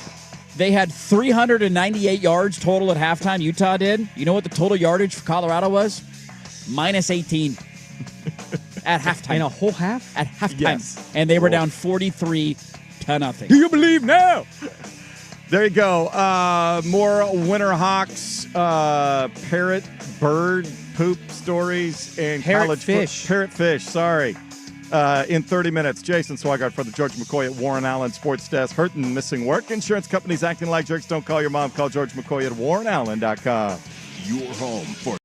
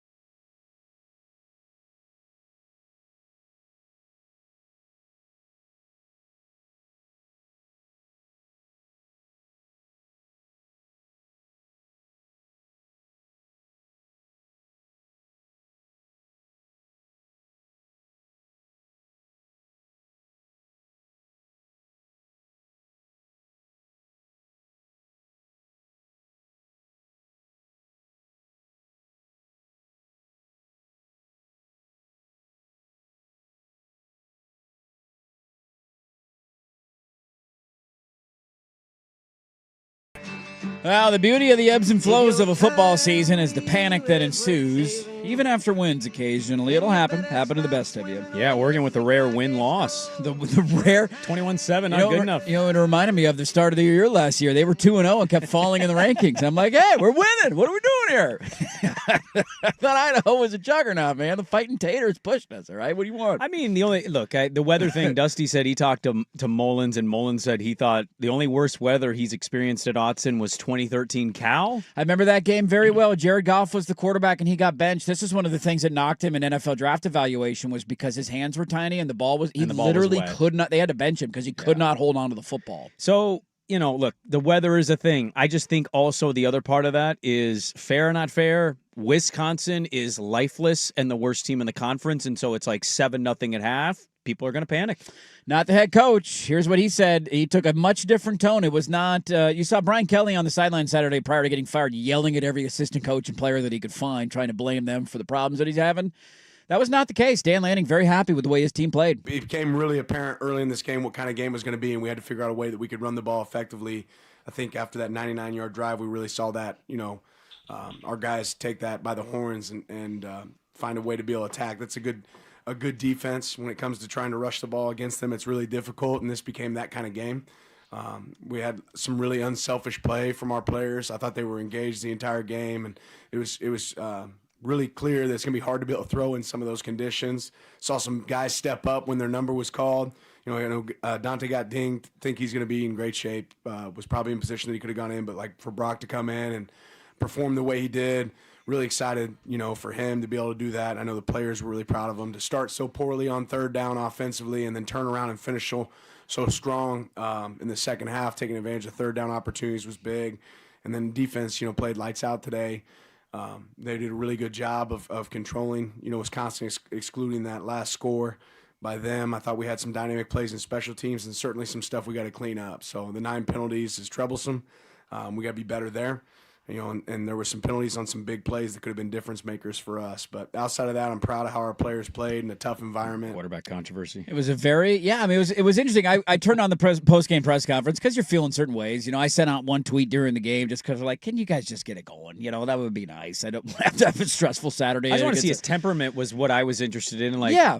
How angry, they had a lot of penalties. There was a lot of penalties. Their offense was being stopped by Wisconsin's defense. A lot of it self-inflicted, dropping balls, not executing. And I wanted to see what his temperament was. And I don't know. I guess surprised would be the wrong term, but when I saw that opening statement of he's just like, I'm really proud. And I was like, okay. So he took it a different way than I thought he would. Yeah, I just, we talked about it earlier. I feel like there's a balance there. For those who didn't go to the game and are reacting, the sky is falling, which, more power to you. You're a fan, you can react however. I'm not going to tell people how to fan. I would just tell you, I agree with Rob Mullins. I was not at that 2013 game, but I remember it vividly because it was wild and wonky and just like a monsoon the entire game, and Cal couldn't hold on to the football. Mariota had 9 completions in the game for 100 yards, and they just ran it over and over and over again because you couldn't throw it and there was no point to it, and they killed him in that game. I do think it was... I think there was a reaction from two different sides of the fan base. One, the people that were there that were like, it would have been nice to play better, but also that was as bad a weather as I could ever remember. Mm-hmm. As versus the fans reacting online to it and saying, hey, I turned on the game and it looked relatively sunny and Tim Brando's old ass didn't tell me it was windy, so I thought the conditions were perfect. Why weren't you executing better on offense and what was going wrong there? And there could be truth to both sides of it. A lot of it was self-inflicted. Some of it was weather determined. And now we get Oregon into a bye week, and I think the part of the schedule that we all circled at the start of the year of saying, this will decide your season. The last month of your schedule was always going to decide it. We didn't necessarily see them having the way that it started with the loss to Indiana at home or a win at Penn State. We weren't sure how it was going to transpire. But I think most people probably thought they'd be undefeated or one loss going into November, considering what the schedule looked like. And now here we are. You get a bye week, and then you get to go play at Iowa, who looks like they're a meat grinder right now at home. I don't know what it is about them and their exciting whites. Have you that Weegan kid returning kicks for them, picking balls off? That guy's all like the next Cooper DeJean. He looks like a problem. Mm-hmm. Then you get Minnesota on a short week on a Friday night at home, and then you close with USC at home and Washington on the road. And so 1 month to decide where they go. They got a week to figure out what the hell went wrong at times when they didn't execute, but at the end of the day, it's about winning, especially in bad environments, and I'm not going to freak out too much by it. Yeah, I think when we did flip it or stick it, I flipped to 11-1. Are you in the camp of you think they lose another game? I wouldn't gamble on it, but I also wouldn't be surprised by it. Does that make sense? Maybe that's fence sitting for some. I think the weather part they're is vulnerable for sure. Yeah. I'm not going to sit here and act like they're a juggernaut that can't be touched. I also think they're a young team that ebbs and flows every week, and that you just see. Oklahoma State's not good, and Rutgers is not good. Neither is Wisconsin, man. Wisconsin's not a good football. Neither is Northwestern. Oregon State. And I've seen them. Oregon State's terrible, right? I've seen them do to bad teams what they should do, and it's like that's 49-0 at halftime, and you scored every time you touch the ball. And then I've seen you have games where you're like, are you there mentally? Well, Why their are you not defense executing? did their part Saturday. That wasn't a defensive No, problem. it was not. Defense hasn't been the issue. Runs, also, but Wisconsin's for the most part, offense is just the worst in all of college that football. quarterback. They literally couldn't complete a pass on Saturday. I They thought had that one. guy's entire bit was, I have an air raid attack. Well, no, they changed that. They No, hired I Longo, know, and they changed it 2 but years how in, and can now you they have such bad quarterback play. So yeah, I wouldn't be surprised if they lost another game. I also think they have the ability to play up in the last month of the season and peak and continue to get better as time goes on. Because the other part of this, we kind of missed on Friday, mentioned it I think in a FUP update on Friday because it was lost in the shuffle. Evan Stewart might be back for the Iowa game. Yeah. That's a huge and if piece. it's not for the Iowa game, maybe at Minnesota, maybe USC, Washington, but you could get your number one wide receiver back for the back half of the year. I think here's where I would go. Whether they win or lose, who knows? But one, the USC game to me is kind of weather dependent. I just have no evidence USC in any kind of inclement weather is going to be good. Mm-hmm. And it's a road game, and we know what that's been like for USC and Lincoln. But I circle the Iowa game, and it's you get a bye, and then you go to it, right? And we'll see if it's a big nooner. I want to see if the physical nature that Wisconsin brought against the offensive front is going to present itself again, because I think what I take away is the minute you start rattling Dante a little bit, it gets a little shaky. Now, Evan Stewart would be a big addition to get back, and maybe, again, with that win that people didn't talk about on the broadcast, that makes it entirely different than we know, and he'll go into Iowa just fine. But I would assume it's going to be cold and maybe wet at the Iowa game, too. Yeah, we have no clue how the weather's going to play into it. And so now I'm wondering, going into the bye and the Iowa game, how much of the physical nature that Wisconsin had can Iowa match, if not be better than? Because the thing I think about Oregon is playoff team, certainly. Team that beats some of the other teams that I, in my mind, think are the better ones. I don't think I'm there. Yeah. I think there's a thing about Oregon that I look at, and it might be that youth that you speak of, that I just try to think of the other teams in college football and say, yeah, like head-to-head, you're not picking them against Ohio State right now. You're not picking them against A&M probably right now. Even Indiana, even BAM. I just think there are certain teams I look at in that sport, and I think it's tough sledding for them.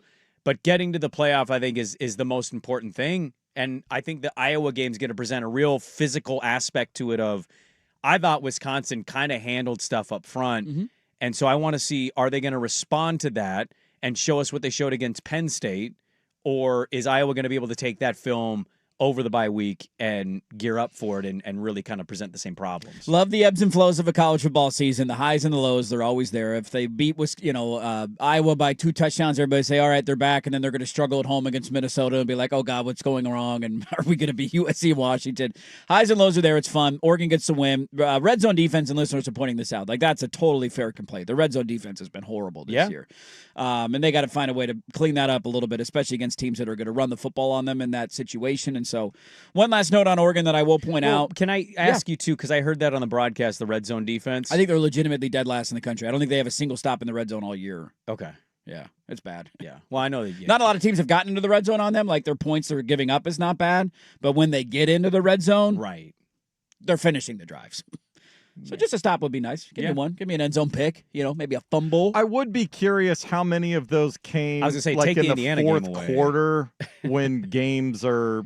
Yeah, I mean, their defensive numbers have been very good this year. That's overall. a number to me that's very fair to point out a weakness anywhere you can find a weakness. Yeah. But how many of those came in the first half versus the second half? And then also, again, Indiana's who you're comp to because they're good, so that's fair to bring it up. But how much of you take away the Indiana stuff versus what Swag's saying as well? Is it garbage time red zone? A lot of percentage of it? How many of that the answer is was yes, against backups and whatever? Because the Northwestern game, they shut them out for the first. That was 34-0 in the fourth going into the fourth quarter. Mm-hmm. Let's see. Outside of that, Rutgers touchdown came in the fourth quarter that they scored because that was 56-3. Second quarter. And then DeCorian Moore fumbled. Wisconsin's touchdown came in the fourth quarter. Oregon State did have a touchdown drive in the first half, right? Wasn't that 21-7 at the half? I don't know if that was their a red opening zone. drive. Or was that a red zone touchdown? Yeah. I believe that it was, yeah, Okay. because remember they caught it and then the guy fell down at the 2-yard line, if I Okay, remember that's correctly. right. Oklahoma State did not score a touchdown, and Montana State was 59-13. So to your larger point, yeah, I mean Penn State was in the fourth quarter. And then overtime, they didn't give a touchdown until then. So it's a little nitpicky. The defense, but you got to find every weakness you can because you know that's what the coaching staff is. I was actually most disappointed with the penalties. Yeah, you're at home. You coming off penalties. Yeah, let's just play clean and execute and get the hell out of here. The fear that I have right now is just watching how they bounce back from a bye week because the last time we saw them on a bye week, they played terrible against Indiana, and so you got to bring it against Iowa because that team's going to bring it. I've seen some people at Iowa who are that's one of the biggest home games they've had in the last 15 years. Iowa is alive in the playoff chase. They are alive in the Big Ten title race. They only have one conference loss. Their only conference loss is to Indiana, and they played Indiana tighter than you probably did. That was a 13-13 game in the fourth quarter. Sneaky road game for Duck fan to go to, by the way. That Wave would to be the a children. Super underrated one to go to. Yeah. Last note on this that I'll bring up, one other thing that's exciting now is not having a coach that you're fearful of, famous last words, knock on wood, fearful of taking another job, realizing how many of these college players that he recruited that were elite guys are about to hit the transfer portal. That's just a whole nother can of worms. You're disgusting. Dallas Wilson, come on down, buddy. Praying DJ on the fired Pickett, coaches. come on down, dude. We're going to go pick apart that carcass. Come on down. You are an Oregon Duck. Let's wrap it up. Game 3 of the World Series. Blazers back in action. Is anybody excited about Monday Night Football? Close it up next. 105.1 FM, The Fan.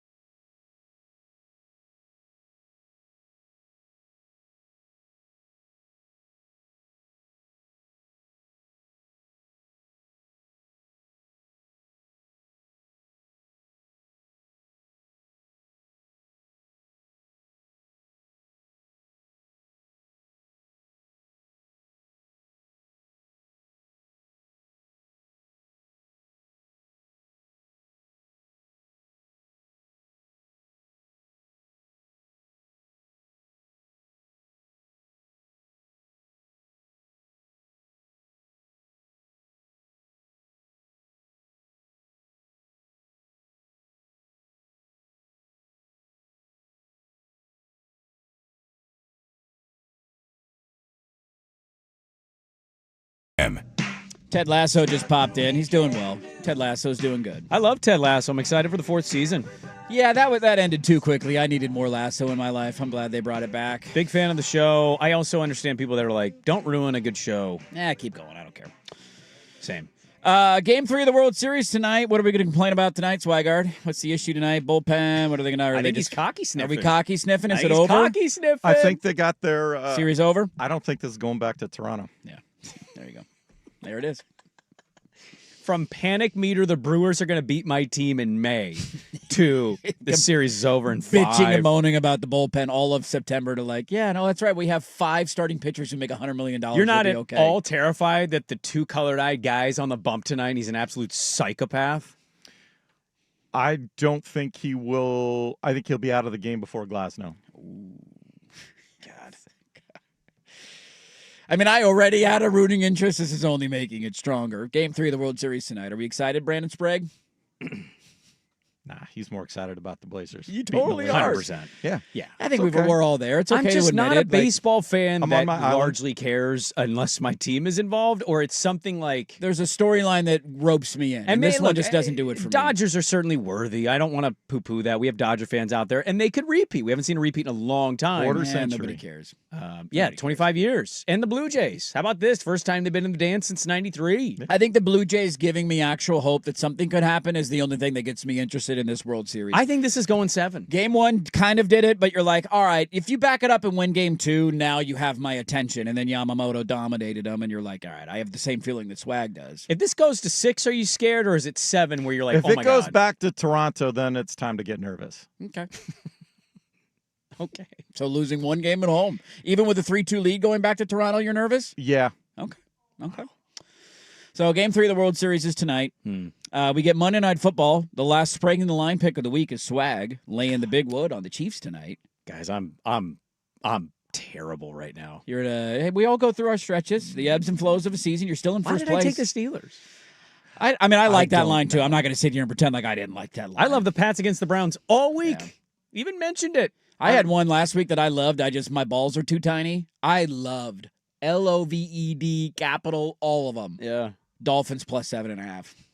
Oh, you did. I mentioned that to you on Friday, and then I didn't end up gambling it because I'm like, nah, I'm an idiot. That's not going to work out. And then the game starts, and you're like, God, I'm an idiot. Why didn't I gamble that?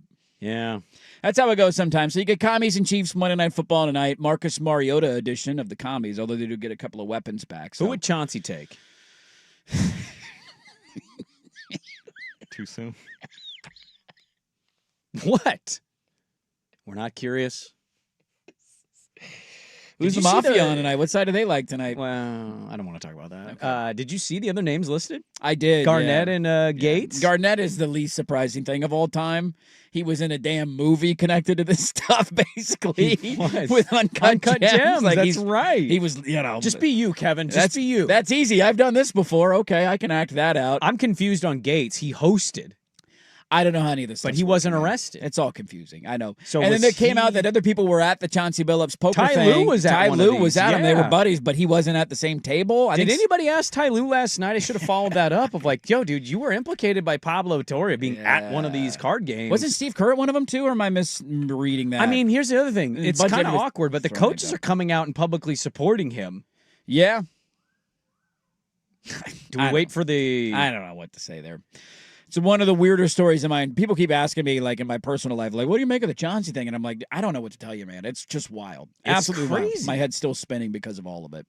So you get that going on. And then the Blazers, speaking of them, sans Chauncey Billups will be taking on the Los Angeles Lakers tonight. Yep. Reeves went for 51 for L.A. There's no Luka, no LeBron. No. The Blazers are a slight favorite tonight. 8-and revenge game. We get the dominate and revenge game. He's definitely going to go off against I could see him having like 16 and 12. Well, we stay up for the end of this game. It's a 7:30 tip, so probably like 7:34 it'll tip because LA's stupid. I've been trying to be better on sleep, but these 7:30, 8 o'clock tips are going to railroad that. I probably will. Unless it's like they're up by 20 or There's something. a double-digit game you going to bed? Route, yeah. Then, yeah, we'll probably. No, if it's 20 with like 4 minutes left, I'll turn it off. Okay. Because the NBA has conditioned me now to like 20 with 10 minutes. You got to hang around. That game is winnable. Yeah, so we got a nice little Monday night in sports. We got that going for us. Monday Night Football, World Series, and the NBA. Will they all deliver? I don't know, but we'll find out. Should I Sprague the line on this game? What do you guys think? You got about a minute Where's to your go. confidence meter in tonight? Because they played pretty tough last night. I would say it's a 6 out of 10. Well, they can't shoot much worse than they did last night. They also reminded me last night, and I keep using the analogy because it's a story that just blew my mind when it happened, the Scotty Scheffler thing. Yeah. When he got arrested, how did his tournament go? Remember, the Thursday he was like out of this world, just out of a jail cell, and you're like, he's just kind of running the on next fumes. day he shot. The was next it day, even par or actually over par? I think it might have been over par, and it was like, oh, there it is. There's the wear. There's the exhaustion that hit. Yes, that was the way I felt about the Blazers this weekend. On Friday, they get that. They're just kind of numb, like, I don't know what's happening right now. Yeah, and then last night wasn't as played yesterday. So Reeves, your guy, second round Hachimura, Ayton, Gabe Vincent's day-to-day, Jackson Hayes is day-to-day, Vanderbilt, smart. How has Hachimura not been traded yet? He's been connected to like 30 different trades over the years. They want him for Damian Lillard straight up. You want to make a deal? I'm just looking. I'd say 6 out of 10. I'd 6 out of 10 confidence meter. But it's 2.5. You do you, boo. Is it 2.5? 2.5. Yeah. Is that what it is on DraftKings right now? Yeah. Let me. They went on a walk-off. That's what it is. 2.5. And I lose by that half point. I'd be so pissed off. You got time's running out. Balls in your court. Don't feel pressured, though. I'm not peer pressuring you. No, I know. You do what you want to do, boo. You know what's going to happen is they're going to win this game going away. The length and everything is... Who's out? What? It's Paramount. We want to remind you guys. Oh, yeah. You can count on. I don't know if you can count on the Blazers minus 2.5, but you can count on the NFL on CBS.